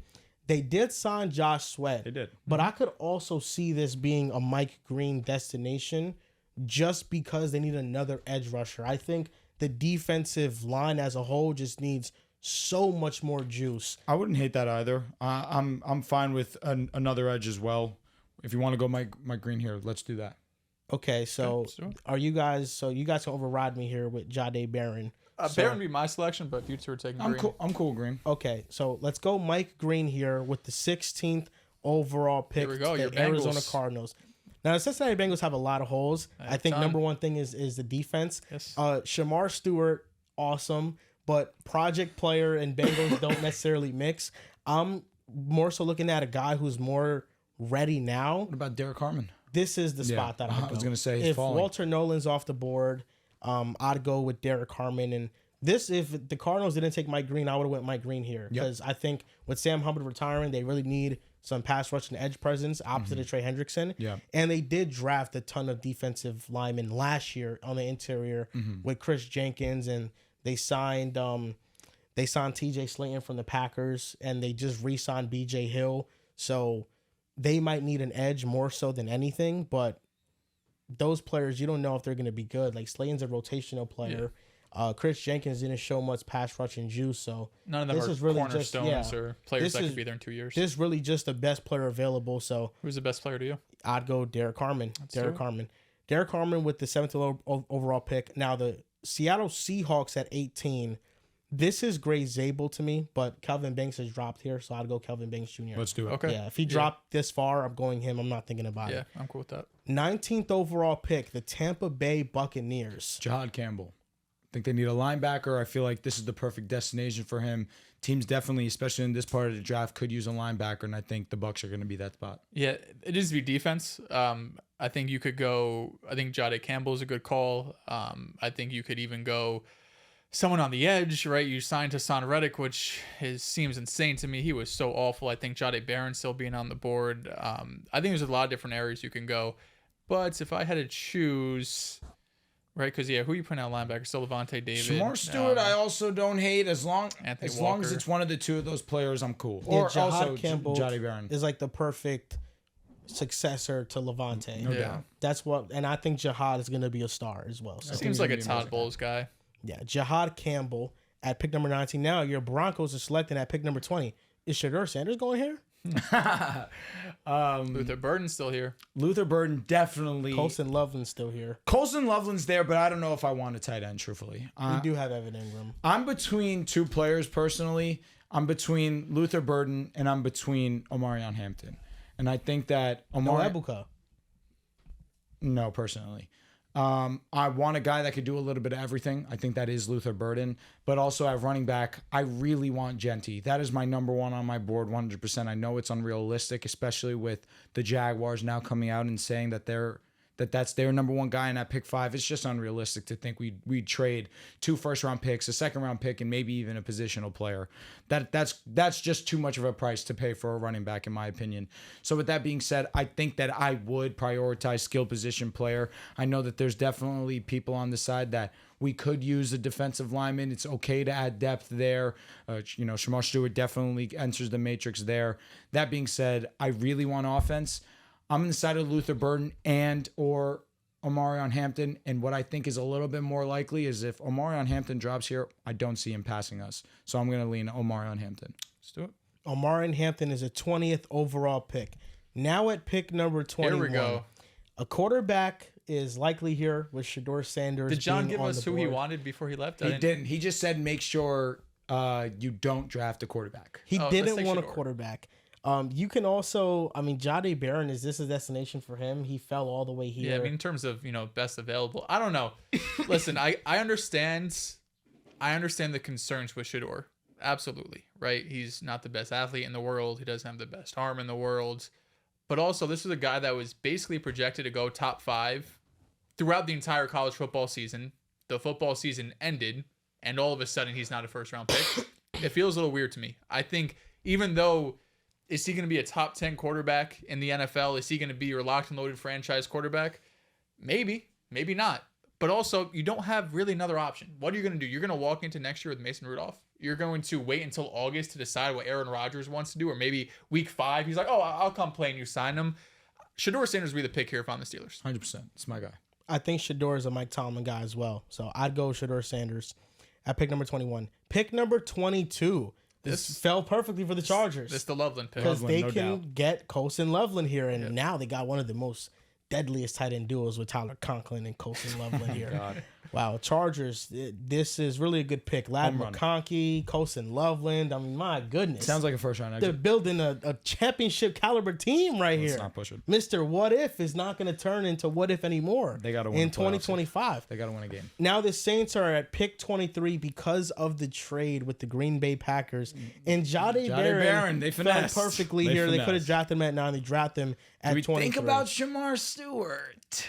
Nah, Jahdae on the board, no. I think Shamar Stewart is being a little bit slept on in our mock. I understand the production's not there, but again, he didn't finish plays, but he was able to get after the quarterback. An unbelievable athlete. I really believe that he's going to get drafted higher than where we're having him personally. I could see it. It's just too much of a developmental pick. I think, but he just Hey, they has said absurd Chop tools. was a developmental pick, and Chop was excellent last year. Yeah. Yeah. It's just Shamar is such a great run defender. It's just the pass rush and stuff. That's really the only thing that I think teams might not be thrilled to just draft. But the Vikings at 24, Shamar. I love Starks here. I like Malachi Starks here a lot. Okay, I think- get it. Yeah. I get it. I think just I also like Siobhan Revel here a lot. I understand going I think just safety. having Brian Flores being able to use Starks in a lot of different areas, he could be the Harrison Smith replacement potentially as early as next year. So you guys he are could play Stark- nickel, he could play safety. And Cam Bynum left to the Colts, so they have a hole at safety. So you guys are both Starks over Amon Wari. I think he's just more versatile.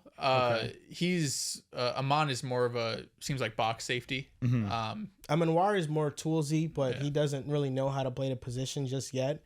He's still guessing a lot out there. Wouldn't you want to send a player like that to Minnesota? Potentially, but in coverage, he can't really cover. That's the thing with him right now is Malachi Starks, he can cover better. Malachi Starks, I'm not even the most thrilled with taking here because Siobhan Revel, although he only played a couple games because of he got hurt, just he is so long. Like when he is in his stance covering receivers, his arms touch his feet. At least it looks like it. And Minnesota this offseason brought in Jonathan Allen and they brought in Javon Hargrave, correct? Yeah, they brought in defensive linemen, so I don't think they'd go that I route. agree. And they brought in Isaiah Rogers, and they re-signed Byron Murphy, but they still do need one more corner there. So I can see them going corner as well, and I think Siobhan Revel has like the perfect mix of like the physical tools and the production too, in the limited games he did play to be worthy of the pick. But Malachi, they do have a hole at safety here. Yeah. What about running back? Do we even think about Trayvon Henderson here? Do we think don't about think so. Caleb After Amari Johnson? and Hampton, no. After I he went think off, the Jordan Mason trade I thought was great. Gave up a 6th or 7th round pick for a That's guy that true. was super productive this last is year. also a likely trade down spot. Could be. Because they only have 3 picks in this draft, I believe. So if they trade down from this spot, they can acquire some more picks in this draft. And I know a lot of people at the safety position, they're high on Mabuka from Texas a lot. So they think he's the best safety in the class. So I don't know. I think this is a weird spot for the Vikings, whether or not they want to draft a player here or trade down. But I think in our mock, it's really difficult to find like a trade partner here at this point. Yeah, because you're looking at probably someone like trade up from round 2 or something. Yeah. So overall, I mean, Malachi Starks, I think, is a great pick at pick number 24. Are you thinking of any other players? No, let's run to safety. Okay, Malachi Starks at pick number 24. The Vikings get their safety replacement long term and short term because Cam Bynum left. At pick number 25, the Houston Texans. Offensive line. I'm thinking I think Gray Zabel. I think Tyler Booker. It would be one correct. of those two. That's who I was leaning. Tyler Booker out of Alabama, no doubt.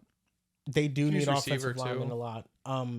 They signed Cam Robinson, who wasn't really good, but they still signed him. They traded for Laken Tomlinson. They traded for another guard, I believe. They traded for Ed Ingram. I traded for basically everyone who was bad. Last Yeah. year. Josh Connolly also, I'm really cool with any offensive lineman. Booker. Would or you guys be Connolly. opposed to receiver? I would be. You Because need O-line. Tank Dell is going to miss the entire We year. can't do it. Nico Collins is there. We have to protect our franchise. I'm looking at what they got right now. Nico Collins is the only reliable one. Christian Kirk missed a lot of games last year. Yeah. And Tank Dell's going to miss almost the entire He's going season. to miss the whole year, yeah. They don't have a second wide receiver that they can trust to be on the field. I think so long as you have this terrible offensive line and CJ Stroud, it would be malpractice to not go O-line here. You can get a wide receiver in round 2. Like you've mentioned, and it's the truth, you can get a strong wide receiver in the second round. So it's Josh Connerly, it's Ursary, and then Tyler Booker also. Gray Zabel. I like Gray Zabel a lot. I I'm think cool with that. You need to leave this draft with minimum 3 offensive linemen. Maybe He's 4. right. He's like right. you don't. It's not just you need starters. You also need depth and backup because the offensive line is going to get hurt. And Yeah. ideally, you're not just putting out 7th round picks over the last couple of years. So I feel like you got to take a lot of offensive linemen in this draft, and I would start in the 1st round. I would go Gray Zabel just because they signed Cam Robinson. They have Titus Howard playing right tackle. So I think it makes sense for them to go interior offensive lineman. Gray Zabel could play both, but he more so projects as a guard. So I'm fine with Gray Zabel. The Rams at pick number 26. Rams at 26. I think it's a fun spot for the Rams because they don't have like you're picking at 26 now, so you're starting to get into like the Super Bowl contenders, right? So it's not like there's a specific one area where everything jumps out. Like the Rams need to take, an offensive line or defensive line, whatever it is. They've hit on so many picks over the last couple of years, specifically last year. Defensive line looks good. I like Tyler Booker. I also like Shamar Stewart here. Why not add to the I think defensive edge line would depth? probably be my pick here, just looking at their depth chart. I'm building the trenches here. I wouldn't go edge, but I'd go with Kenneth Grant. Okay. They couldn't stop the run at all. Yeah. And Kobe Turner is a really solid pass rusher. He can hold his own in the run, but the other pick they made, Braden Fisk, he really cannot be out there on rundowns at all. And they did sign Poona Ford, so maybe they don't need to double dip on this. But if you do draft Kenneth Grant, you have the versatility of you have Poona Ford, you have Kenneth Grant out there that can play on rundowns. It just gives them more balance, I think, because they really got scorched against the run. But Shamar Stewart as well, like he's awesome against the run, and he has the raw tools to improve as a pass rusher. So I can see that too. Grant. I would vote Shamar here personally if we're going defense, but I'll leave that up to you guys. I like Grant. Okay, we can go with Shamar Stewart to Here we to go. make Finally, you happy. been before waiting. drops. Yes, 26 Full stop, overall pick, excuse me. Shamar Stewart. Now the Baltimore Ravens. It's weird because I would have loved Shamar here. on the Ravens and Kenneth on the Rams. I can undo the pick though. If I want to. Makes Yeah. the But I mock also like feel Kenneth better. in Baltimore too. I wouldn't mind that at all, truthfully. Also can see receiver here, truthfully. Luther Burden here would be a solid selection. Yeah. They need a wide receiver similar to him. Like I feel like him and Rashad Bateman do have similar traits in that regard. But I really like Luther Burden at this destination as well. I wouldn't mind offensive line as well. I think specifically in the interior. Fair Can't enough. go wrong there. Booker would be a good selection here. Tyler Booker would probably be, in terms of like the best offensive lineman available. He has, good size, prototypical, 6'5", 325. Played at Alabama. He was a starter for multiple years there. Tyler Booker would probably be my pick, but I don't hate Luther Burden either. I think a lot of people labeled him as just like the slot guy, but he's able to play on the outside. He could play X end. Bringing in DeAndre Hopkins on like a $4 million deal doesn't do anything for me. So between Booker and Burden. I just think there's a fear with the Ravens that they've just drafted first round wide receivers for so many years now. Then maybe it's time to do another position. They've all been good. It's not like they're bad. Zay, Bateman, Hollywood Brown was the first They're round all pick. solid. Yeah, they were all They solid. just haven't like hit it out of the park. Hit Yeah, like singles and doubles. Yeah, it's like, okay, maybe this time Has been around. singles and doubles. I like Tyler Booker's selection a lot. Kenneth Grant also makes a lot of sense I'm because cool with Booker. they need defense, but Tyler Booker, you look at their guard position, it's really not good. Like they have, I think, 3 surefire offensive linemen. That's Tyler Linderbaum, Ronnie Stanley, and Rosengarten on the right side, right tackle. But their left guard and right guard is just they're just praying they hit. So Tyler Booker, I would go with. Now the Detroit Lions at pick number 28. They're probably sick because they could have used Tyler Booker as well. I like Kenneth Grant here, Michigan connection. Okay. Detroit. They had DJ Reader here and Aleem McNeil, but Aleem McNeil tore his ACL, I think, towards the end of the late into season. the season. So he might not be back for the first couple of weeks unless his recovery process is going faster than normal. Do we think about Luther Burden here? I think they're pretty much set on receiver. Yeah, It's Amon They could use a Ra. third, Are they but- going to re-sign Jameson Williams? After the season he had, I mean, it really depends because we have to see how their new offensive coordinator schemes up the offense. But then who's their wide receiver 3 is why I really bring this question up. I really wouldn't be surprised if they drafted a wide receiver here, especially with Luther Burden falling this far in the draft. I think that's the side that I lean on. I think they could also use another corner. I mean, you bring in DJ True, Reed, true. but you have Tyron Arnold out there playing like 500 snaps a year. So Say a prayer. I think CB2 is probably like the biggest need on this team. I mean, they're so loaded. The roster doesn't have like a ton of glaring holes when everyone's back from injury. So corner's probably their biggest area of need to me. But Kenneth Grant's arguably the best player available. Because I look at corner, they drafted Enix Rakestraw and Tyron Arnold. They might give them another year before they just label them as bad and then just move on completely.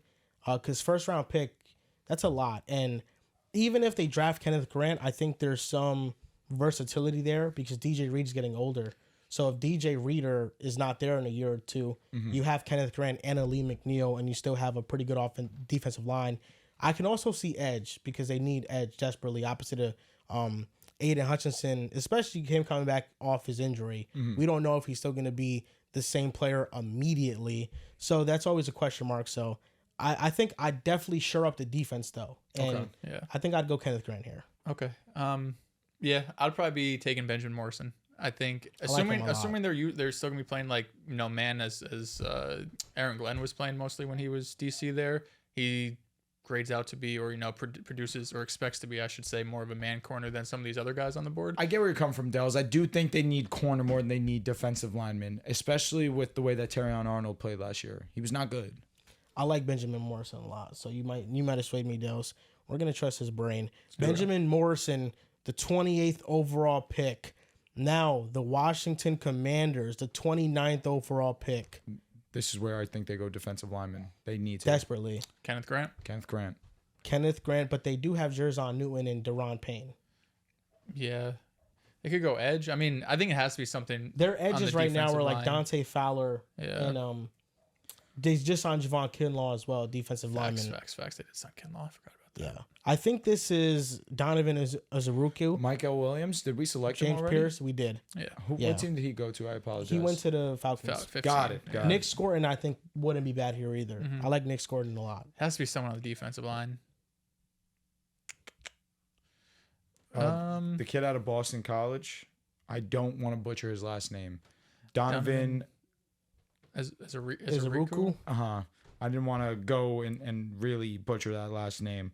But he did have almost 17 sacks last season. Obviously, super productive. They do have a need at edge, and I feel like he would be best available. Yeah, James Pierce is more like a specialist pass rusher, kind of undersized. So I'd go Donovan too. I think him and Nick Scoring. We could go Donovan as a Raku.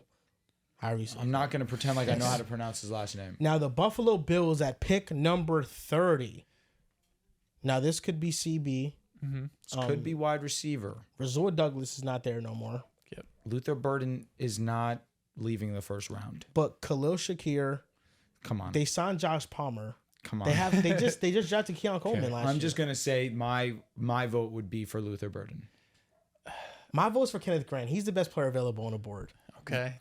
Ed Oliver, and then who else on the defensive You're not line? wrong. You're not Greg Rousseau unless he's gone, which I don't He's think off he the is. edge. So I think just showing up that defensive line, I like it. Kenneth Grant falling this far is crazy. Like The Buka's still on the defense does board need too, help. right? Yeah, Buka is on the board still. Man, that's tough. They could use some defense. I get where you're coming from. They could use a safety. I don't mind Amenwari. Their other defensive tackle is Daquan Jones and Larry Ogunjobi. Yeah. Their safety play is garbage. They have Ed Oliver. That's tough, man. If I'm voting defense, I would go Amenwari. I would be going Kenneth Grant. Okay, then there it is. I'm going Kenneth Grant as well. The Buffalo Bills take Kenneth Grant. Now at pick 31, the Kansas City Chiefs are selecting who? Wide receiver, pretty much they have it, especially if they're healthy, they have it. With Rasheed and Xavier Worthy, I don't think they're going in that direction. Running back, Travion Henderson maybe enters the matrix. I'm looking at defensive line, though. I'm looking at Nick Scorton. That's who I'm looking at. Over tackle? I am, because they signed a tackle from the 49ers. Yeah. Their right tackle, Jawan Taylor, I think that's pretty much a fine position. I could also see guard, but there's no guard left that really intrigues me at this spot. So I just think the defense needs some help. Like outside of Chris Jones, there was a couple games of Karlaftis where he looked like he was blossoming into a star. They really can't generate anything, and they lost to Sean Warren, who was pretty impactful on the defensive line. So I think they just need to improve that defense so they can rush the passer. But Mahomes needs help on offense. I think you trust Mahomes to carry the offense enough, and you just build the defense. That's kind of that's what's been working for them recently. I'm with you. I would take offensive line. Josh Connerly from Oregon. You have... Oh, we didn't take Connolly? No, Jonathan... He has not been taken. All right, that would be... Savanaya, if that's pronounced. I know I I've thought we seen took him him to the high on a Texans. few different mocks. I get it. Like, Mahomes can carry the offense, and he can get you through, Joe Tooney at left tackle and shuffle all of this around. But ideally, the offensive line is what it was a couple of years ago when it was like one of the top 5 offensive lines in football, and he had time back there, and he was able to go through his reads, and guys could win down the field. So even though they need help on defense, I don't want to have to go through another year if I'm the Chiefs. The offensive line we just went through, especially because you saw the Eagles in the Super Bowl and just how you got absolutely dominated in the trenches. So I would be reassuring the offensive line here, especially because like none of the moves they made for agency are like locked and loaded guarantees. This is going to be our starter for 17 games, right? You don't know. Yeah, Like Jalen he Moore could be played a swing tackle. I was gonna say, yeah, he played well in the absence or in some injury. When was it Trent Williams who got injured? He came in and stepped in. But it's not like he's some locked and loaded guy. It's not. We can go Josh Connerly. I like that. Give Mahomes some help to win even more Super Bowls. Pick 31, Josh Connerly. Now pick 32, the Eagles. This is actually where I think the Nick Emenwari pick makes a lot of sense because they're able to gamble on a guy that just has a ton of traits and that can maybe be a difference maker and not have to have such a big responsibility because of how they play their zones. I think the game could be simplified for him. But Can I ask I a can see question? other positions too. Can Luther Burden be selected right here? There have been the rumors For about real. trading AJ Brown. I don't think so. I don't think they go receiver. I think they go defensive line Didn't they pick up a third or receiver? safety. Jahan Dotson. I thought they signed someone in free agency. I know could be that wrong. recently. I think Johnny Wilson might have been. Cut? I don't know. I seen a report. Is it about Terrace him. Marshall? Is that who I'm thinking about? Really, man. I don't hate Luther Burden here. I like Emenwari, though. I do. I'm between both of those players, so Dells, you can do what you want. I'm just real quick seeing if there's a receiver that I missed. So you do like Luther Burden here. I was just seeing if they signed someone, but I think it was just Terrace Marshall who I saw them sign. I was looking So let's at be serious. the Eagles' offseason moves. They lost Milton Williams. They lost Josh Sweat on the defensive line. They brought back, or they signed, I should say, Josh Uche, who didn't play with the Chiefs, but as a pass rushing specialist, probably will play more with the Eagles. Bryce Huff, probably not getting much out of him. You probably don't hope that you are. But Ajomo could step up. And then Jalix Hunt, I thought, looked really good in his snaps. I'm also not opposed to the Eagles going defensive line and just doubling up on that. And Nick Scourton, I think, would be a great pick here just to add to the trenches. Okay. But I could see this also being safety because they lost C.J. Gardner-Johnson and they need somebody else. But Nick Emenwari, he's really not that good in coverage. So many decisions. it's just in the box. I like Luther Burden. Yes. Have some fun. Swag. Get a third having receiver. fun. Dallas Goedert's also someone that's been on the trade block. So if you move off Dallas Goedert, you really need a third pass catcher of some kind. So who knows? Even tight end potentially could be in play. Johnny Wilson's their tight end, bro.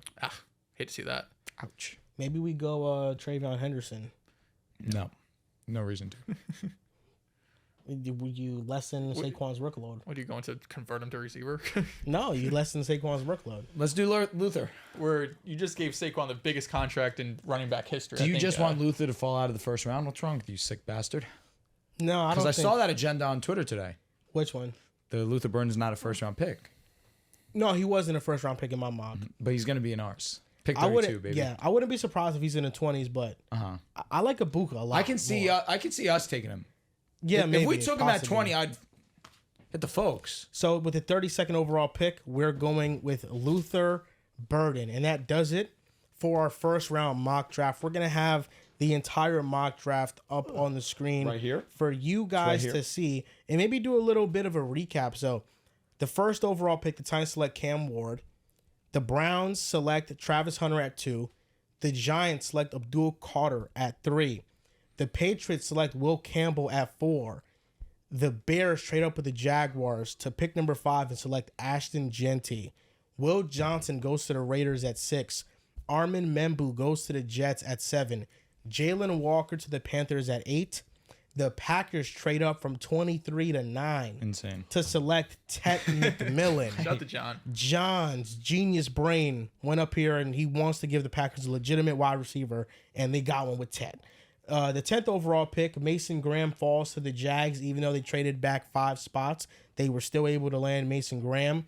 At pick 11, the Niners select Walter Nolan. At pick 12, the Cowboys select Matthew Golden. At pick 13, the Dolphins go with Josh Simmons. At pick 14, the Colts go with Tyler Warren. 15, the Falcons go with Michael Williams. 16, the Cardinals go with Mike Green. 17, Derek Harmon to the Bengals. 18, Kelvin Banks Jr. to the Seahawks. We didn't talk much about that move, but they should be ecstatic. Yeah, that'd be Bringing great, an yeah. offensive lineman for Sam Darnold and Cooper Kupp and JSN. Even though and they've Marquez offensive line Valdes-Scantling. injuries, it feels like every year picking up a guy that gets banged up. But anyway, Jahad Campbell at 19 to the Buccaneers. Omarion Hampton to the Broncos at pick number 20. That's right. Shador Sanders to the Steelers Pick of the at draft. pick number 21. That's definitely the one that's going to get the most hype. The Steelers are back. Yeah, They finally hell have a yeah. quarterback. I'm gonna be hype. Colson Loveland, 22 to the Chargers, reunited with Jim Harbaugh in hopes of being one of the 5 best tight ends in the league one day. Jahdae Barron, pick 23 to the Saints. Malachi Starks, pick 24 to the Vikings. Gray Zabel, pick 25 to the Texans. Desperately need offensive line help. Shamar Stewart to the Rams at 26. Tyler Booker to the Ravens at 27. Benjamin Morrison to the Lions at 28. Donovan Izuraku to the Commanders at 29. Kenneth Grant to the Bills at 30. Josh Connerly Jr. to the Chiefs at 31. Showing up that left side, making sure Mahomes goes back to Super Bowl. And Luther Burden at pick number 32 to the Eagles because they're thinking about trading A.J. Brown. Solid draft. The only thing I don't think is that Mason Graham makes it to 10. That's the only pick that I don't love of ours. I think that he probably would go a little bit sooner than that. it wouldn't shock me just because I feel like what I've seen is teams don't think he has the highest upside. Like they think his floor is super safe, but you know how the draft goes. Everyone wants the all-pro Hall of Fame, defensive lineman that could get 20 sacks, and Mason Graham just doesn't really project as that. I get that. Now, the last thing I want to talk about, because we're in the midst of the NBA playoffs, that Athletic dropped an NBA anonymous poll. I'm glad I haven't seen this yet, so this is kind of me live reacting to And it. these are all the categories. So MVP, all the players voted SGA. Oh. Well, I'm not going to say all, but the majority. The highest percentage of the players How much voted was the SGA. percentage? Do you have it or no? That's okay. It's a landslide, though. It's lopsided. Okay. It's like that was the guy. Got it. Celtics were picked to win the title Okay. by the players. The most overrated player in the league, Here we Tyrese go. Halliburton. Tyrese One and only. Halliburton. How did that make you feel? I just think that they don't know ball. Okay. That's what I think it is. I don't know. He doesn't score 25 a night, so he's overrated, I guess. But I think he's actually underrated. I think he doesn't get appreciated enough for his role in the offense. I see a lot of think pieces about him that, oh yeah, he's the Brock Purdy of the NBA pretty much. Where Oh, wow. I think he just gets disrespected, even though he's not playing. That with is crazy. multiple All Pros. So you know? you- Brock Purdy oh, is now being this. interesting. Okay. Even though the Pacers team is pretty well rounded. Yeah, but the Niners are like stacked beyond belief. I wouldn't say they're stacked still, but No, 2 not years ago, they were anymore. stacked, yeah. yeah. When they went to Super Bowl, when the Brock Purdy hype started, they were stacked beyond belief. Like Halliburton's playing with really good players. well, his rookie year, he came out, was the third string, didn't lose. So if you shitted on Purdy the first time he came out, shame on you. Oh yeah, shame on me. Absolutely, because he wasn't as good as people thought he was. He was really He great. was on. There was on TV before the games talking about he's a top 5 quarterback. Well, Tony Gonzalez. Listen, there's some people that are going to overrate or say silly things no matter who you are, Hating on Brock Purdy was wicked of you. Oh man, I mean, I was right, so it doesn't bother me. Were you? Yeah, absolutely, I was. Right about what? He's a game manager. Oh.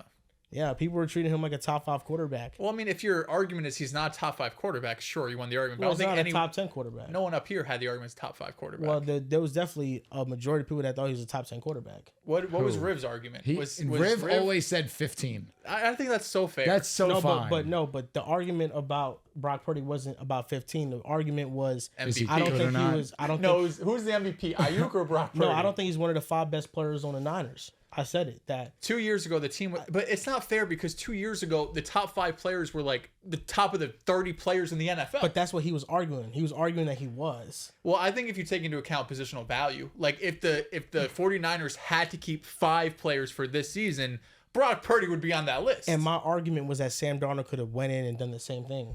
And then he went to the Vikings and he Lit it balled up. out. But Didn't go that to was his Super Bowl. guy also. Didn't go to the Super Bowl. Not Sam. But Sam hey, was his hey, guy too. No, did- was Brock not. Brock This never fell season, apart no. like Sam did. This season, Respectfully. his guy wasn't Sam? No. That was his breakout player this No. year. Comeback player of the year. It No, might his have been- comeback player of the year was Deshaun. But his guy that he believed in was Sam Darnold. Yeah, no, it was a Justin Jefferson rooted I think the agenda. NFL would have gave Who Deshaun does it the care? What award. does it matter? He still said it. No, because I remember we have clips of him saying that Sam Darnold he could stink it up. But you also said that. No, but I thought Sam Darnold played really well. So did he. I predicted him to go to the Vikings before he signed with the Vikings. That doesn't mean you predicted him doing well. I said that I want Sam Darnold to go to the Vikings because if he goes, he's going to prove to everybody that he could play. And then he also said that though. Let's not slay him. No, because I don't want to slay him. we had a conversation last year about I think Sam Darnold could play well in the 49ers infrastructure, and he thought I was crazy for that. But you said as well as Brock Purdy. He pretty much played as well as him this year. I won't say you're wrong. in like a similar, Until it mattered. actually a worse offensive line. Because when it mattered, Vikings I offensive line was can worse. guarantee Brock Purdy never looked as dookie butt as. Nah, but for Just the entire Super Bowl season, wasn't it's great. pretty But much the Sam same. in those last two games was terrible. Oh my God, he was awful. he lost a good 20 mil Yeah, easily. Brock Purdy was awful against the Packers. until he wasn't. Yeah, fourth quarter he stepped up. Hey, Until Sam- he wasn't. What do you mean? He I'm was sorry. awful. He had Zach, like Zach four Wilson picks. against the Steelers. Zach Wilson against the Steelers. He was awful till he wasn't. Zach Wilson against the Steelers. And a hush. Brock Purdy was awful And against the hush. Packers. He did not play well. The last He didn't drive, play well, he but looked like if John in the fourth Elway. quarter you go out there and you make the plays, you win the game. Amongst the 16 quarterbacks that were in the playoffs in 2023, Brock Purdy ranked 12th in terms of PFF grade. Okay. Did the four was he was below under? average. Like I mean, if half He of was those below average. four of those guys get bounced in the He first also round. came back couple from of guys- double digits you know what I against mean? the Lions. The whole point is that Tyrese Halliburton is NBA not player pool. overrated. He's not playing with like all NBA players. He is the all NBA player on his team. Him and Pascal for sure. Yeah, Pascal is borderline for Yeah. sure, but he's not playing with like so many dudes that are just all stars. I'm with you. they He have a- is the offense. They have a really good team though. Underrated player was Cade Cunningham. I don't like it. How is he? I don't like it. I think if this poll was last year, Cook. that would have been fine because you're terrible. No one's talking about or people are talking about the Pistons because of how bad they are. But this year, he's going to win Most Improved, which is still so silly. They to should have me. voted for Paolo. Because Paolo? Paolo got severely underrated when he was I missing feel like if time. you're number one pick, like how No, underrated can you be? Unless it's like 5 years down the road I'll or shut something, up. you know? Cook. You know what I mean? Well said. 100% right. This is the only one where I'll mention the second place dude. Derek White. It was Derek White. There was a came in couple. second. Derek White was on there. Drew was on there. Derek White, most underrated? Yeah. That would have been I think beautiful. there was one other Celtic too. Yeah, that made more sense more than Cade Cunningham, but Cade Cunningham did win that. Best feel like- organization. Sorry, one other thing. I feel like Derek White gets so much praise for being underrated that he's starting to not be underrated. No, I agree. Anyway, best organization. Yeah, sometimes people think that he's better than Darius Garland. Yeah. It's crazy. He most In definitely moments. was. In moments, no. Hook and Joel. So, best organization went to the Golden State Warriors. I dislike it strongly. Golden State War. Did There's Jimmy no- Butler trade? Who's the best organization? OKC. OKC or Boston? If you said Cleveland, if you arguably? said Maybe. this is the 1 year I am not putting Golden State number one. Boston just got lucky How? because the Derek White trade and Porzingis But trade. they developed Derek White. And they More so- developed Jalen Brown. They developed Jason Tatum. More so, the Porzingis trade was the Porzingis is trade pure blessed them. luck. Yeah, okay. Pure Well- luck. Well, Derek White also, you could argue, is pure luck. Highway robbery. The Drew Holiday trade, they actually had to give up a decent amount. I'll give them credit for Derek White because nobody thought he was this, but Yes. Porzingis, he had an exceptional season What in about Washington. Luke Cornett? What about Sam Hauser? For sure. Talk. Peyton Payne Pritchard? You They know, like, developed all Payne these Pritchard guys. was going to be good regardless oh, if he got let's drafted not to the Celtics do or the that. Knicks. Let's I not wanted do Payne Pritchard on that. draft night. I wanted him over Emmanuel Quickly. You're acting like he was drafted like 25th overall. So Quickly was in the 20s as well. But you're acting like he was a top 10 pick that was like, oh, it's so obvious Payne Pritchard's going to be a star. Tyrese, well, he's not a star. Sixth So man what of are the you year. saying? He's a really good player. Yeah, but Tyrese Maxey was drafted in a similar I would spot. go OKC over them. I would go Boston But over to- them. but to I be would like, also go the oh, Cavs over them. I mean, Pritchard would have been this impactful no matter where he went. I think it's Yeah, If crazy. he went to the nonsense. Knicks, he'd be just as impactful. He might be.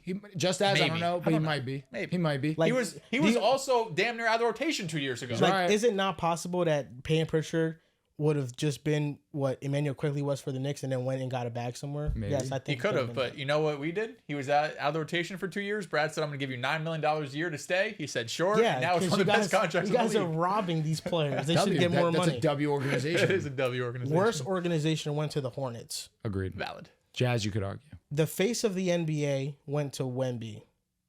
Terrible. Oh, no, wasn't it? I saw this. I think it was who's going to be the face in 5 years. Yes. Okay. Yeah. All right. Never mind. Great. Face of the league still LeBron. Face of the league is still LeBron. Even though he's had bad game 1 and game 2 offensively. Defensively, that's all that matters. It's still the Defensively is all that matters when Well- you got Luka Doncic, Luka Well, Magic, you're right. When you 77, have somebody Luka that can Don. carry you on Come offense, you're and right. it's a matter Absolutely. of time. He's fucking 40.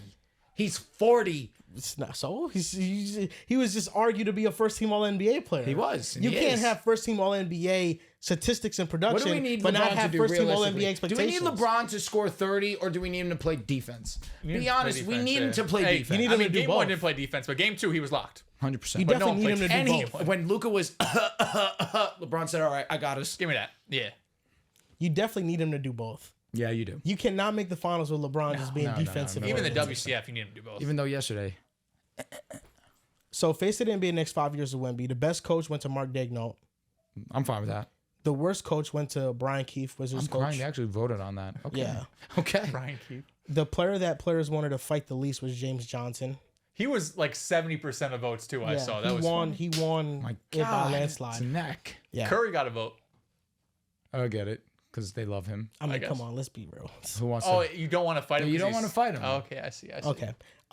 Most players voted that analytics are bad, Interesting. but it wasn't lopsided. It was like 40% bad, and then some said it was a mix between bad and good. And I then don't like some said analytics it was either good. because people think they know stuff when maybe they don't. Depends what analytics. If you're Agreed. like bringing in like VORP and all this shit. I really don't want to hear it Ah. personally.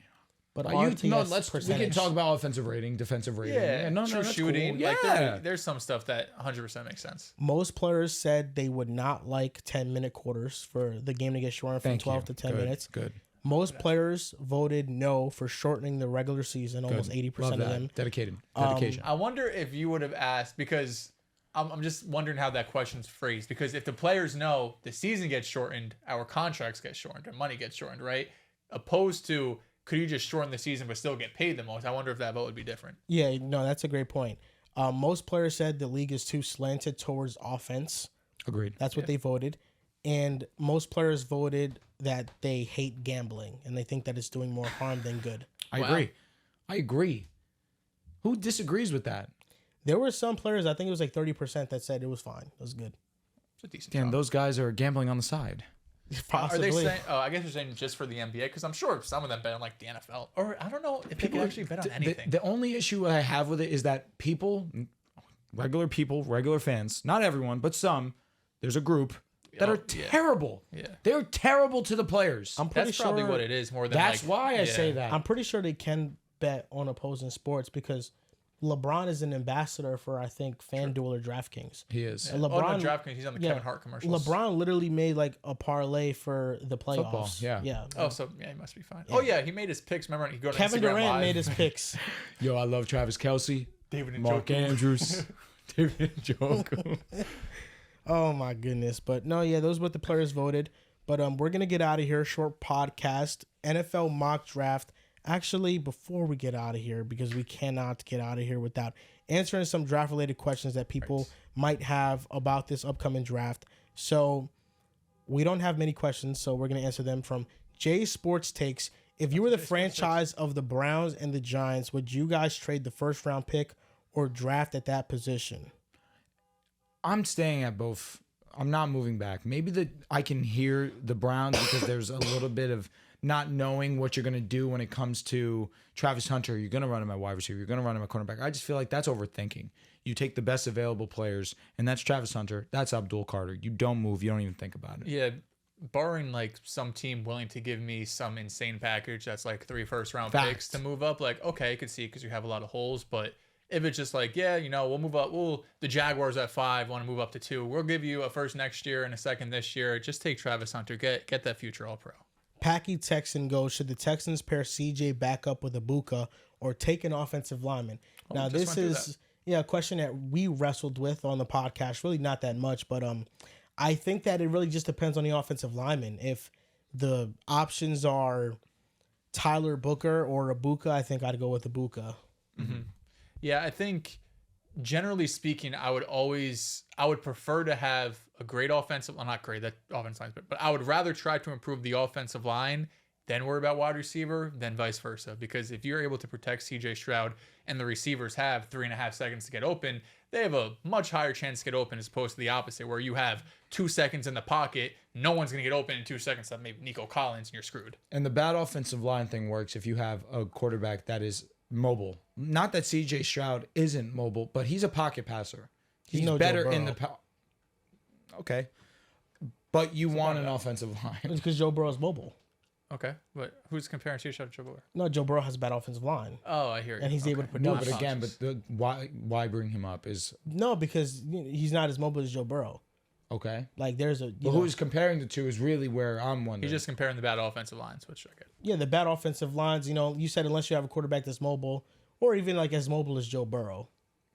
See, I didn't say all that. That's kind of like where you're coming that's from. kind of like the bar. Got it. Right, Joe Burrow athleticism with his feel. Yeah, fair enough. But that's it. But that's where I think the Texans could also use wide receiver because of the Tank Dell injury and because Christian Kirk. But maybe they believe in John Mechie. I mean, I know that people were high on him coming out the draft, and he really hasn't had his John opportunity just yet. So maybe he could step up for them.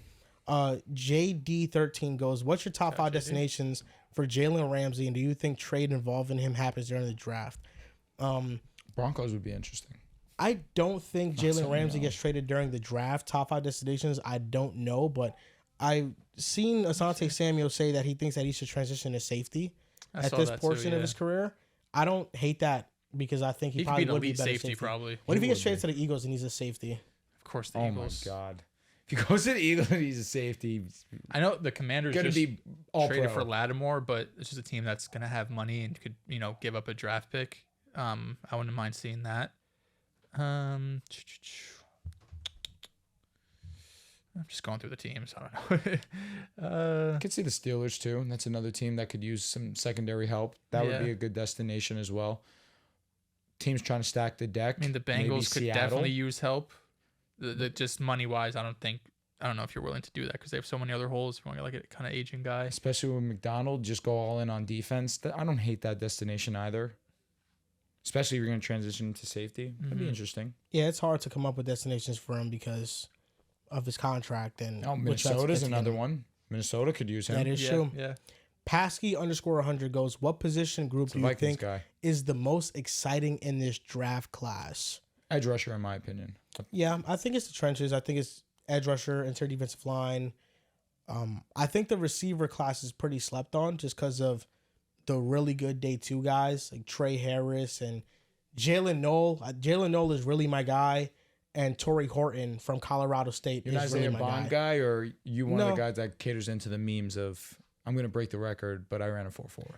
I don't cater to those memes because his top speed was actually one of the highest at the combine in the 40. He didn't consistently maintain that top speed, but just from a top speed perspective, he was actually at a higher top speed than Matthew Golden. Matthew Golden was just more consistent throughout, so he finished with a better time. But I think Isaiah Bond, like just watching them play, I think he is faster than Matthew Golden. Did Isaiah Bond run twice, or he only ran the once and had a 4.4? I think he only ran the once. That's I interesting. think his issue is just he said he was going to break the record. But that's what I'm saying. Like, if you ran a 4.4 and you're faster than a 4.4, why not run again? He must have ran twice. He must have. I just don't think he's all that good. Okay. Yeah, I think he was not productive at Texas. I'm Should a have been speed more guy. productive. Mhm. And I think sorry, go ahead. yeah, and I like Jalen Noel a lot. Like from Iowa State, he reminds me a lot of Lad McConkey. Like if I had to project one guy to be the Lad McConkey of this draft, it'd be Jalen Noel. I think running back position is probably the most exciting. You have a lot of dudes. We only drafted 2 in the first round, but if we would have done second and third rounds, we'll probably have 10 running backs go. And there's a lot of guys that could be workhorses, but there's also guys that are just complementary backs too. The Jets need one, man. Luther Burden's I don't my think guy. they do. Just saying. Luther Burden is my guy. Unless they trade Brees Hall. At franchise goes, how high do you think Genti is going? 5. Yeah, top be 6. 4. Top 6 Yeah. feels like a lock. Top 6. Genti's going top 6, even though he is a running back. It doesn't matter. Jacob Fruity 2 goes, who do you think Fruity. can have the biggest impact for a team picking from pick 20 to the end of the first round? The Broncos. And I mean that wholeheartedly. This draft selection can immediately impact our success next season. If it is an impact player like a running back, like Omarion Hampton, he can be an immediate impact for us. A guy like Luther Burden can be an immediate impact player for us. we really can make one of those selections. And if I'm going to say consistent, then the Chargers as well, because they're most likely going to they're going to target a skill position player, and that could be an immediate impact player for them too. I understand that tight end is a huge need for them, and Loveland is the guy that we project to go to that team, but they're a team that if Luther Burden or Matthew Golden's available, which I don't see Matthew Golden being available, those are going to be two immediate impact players for them. Yeah, just looking at the mock draft we just did, of course, Broncos taking Hampton at 20, Shador 21, Fact. Colson Loveland 22. Even a bit further down the board, we took Kenneth Grant at 30 for the Bills, a team that's going to be contending for the Super Bowl, who, of course, going up against the Chiefs every single year could end up making a big play. So, yeah, those are probably my four guys. I like the Rams and the Bills. I think those teams are like one move away. Yeah.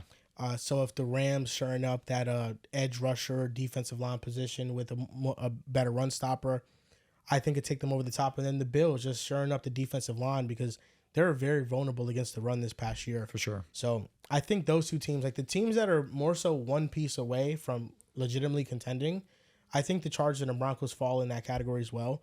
But yeah, I think the Bills and Rams fall in that. Easy Pimp Squeezy 3.0 goes, should the Giants trade back into the first round if Shador falls past the Saints at 9? And if we are able to draft Travis/Abdul, will we have a top 5 defense in the league? Let me say this. That's an excellent question.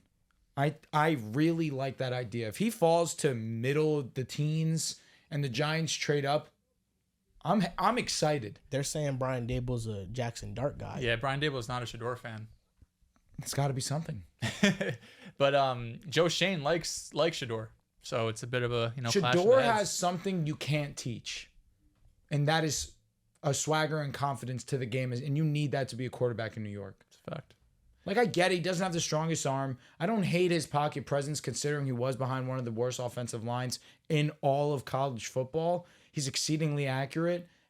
And you need to be that level of poise when you have that New York media. I like it.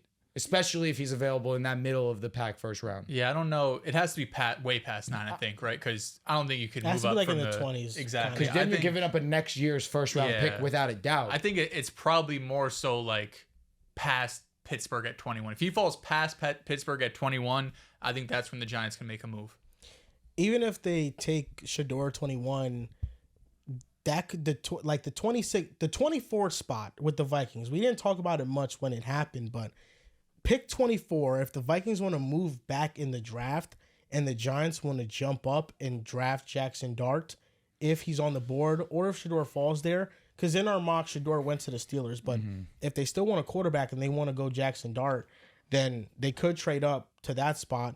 The Vikings get more picks and they only move down maybe 8 spots. We've given Joe Shane a lot of shit because of the Daniel Jones contract, not signing Saquon Barkley. What he's done with the defense in 2 years, dude, that defense is going to be amazing this season. Yeah. Yeah, it looks really good on paper.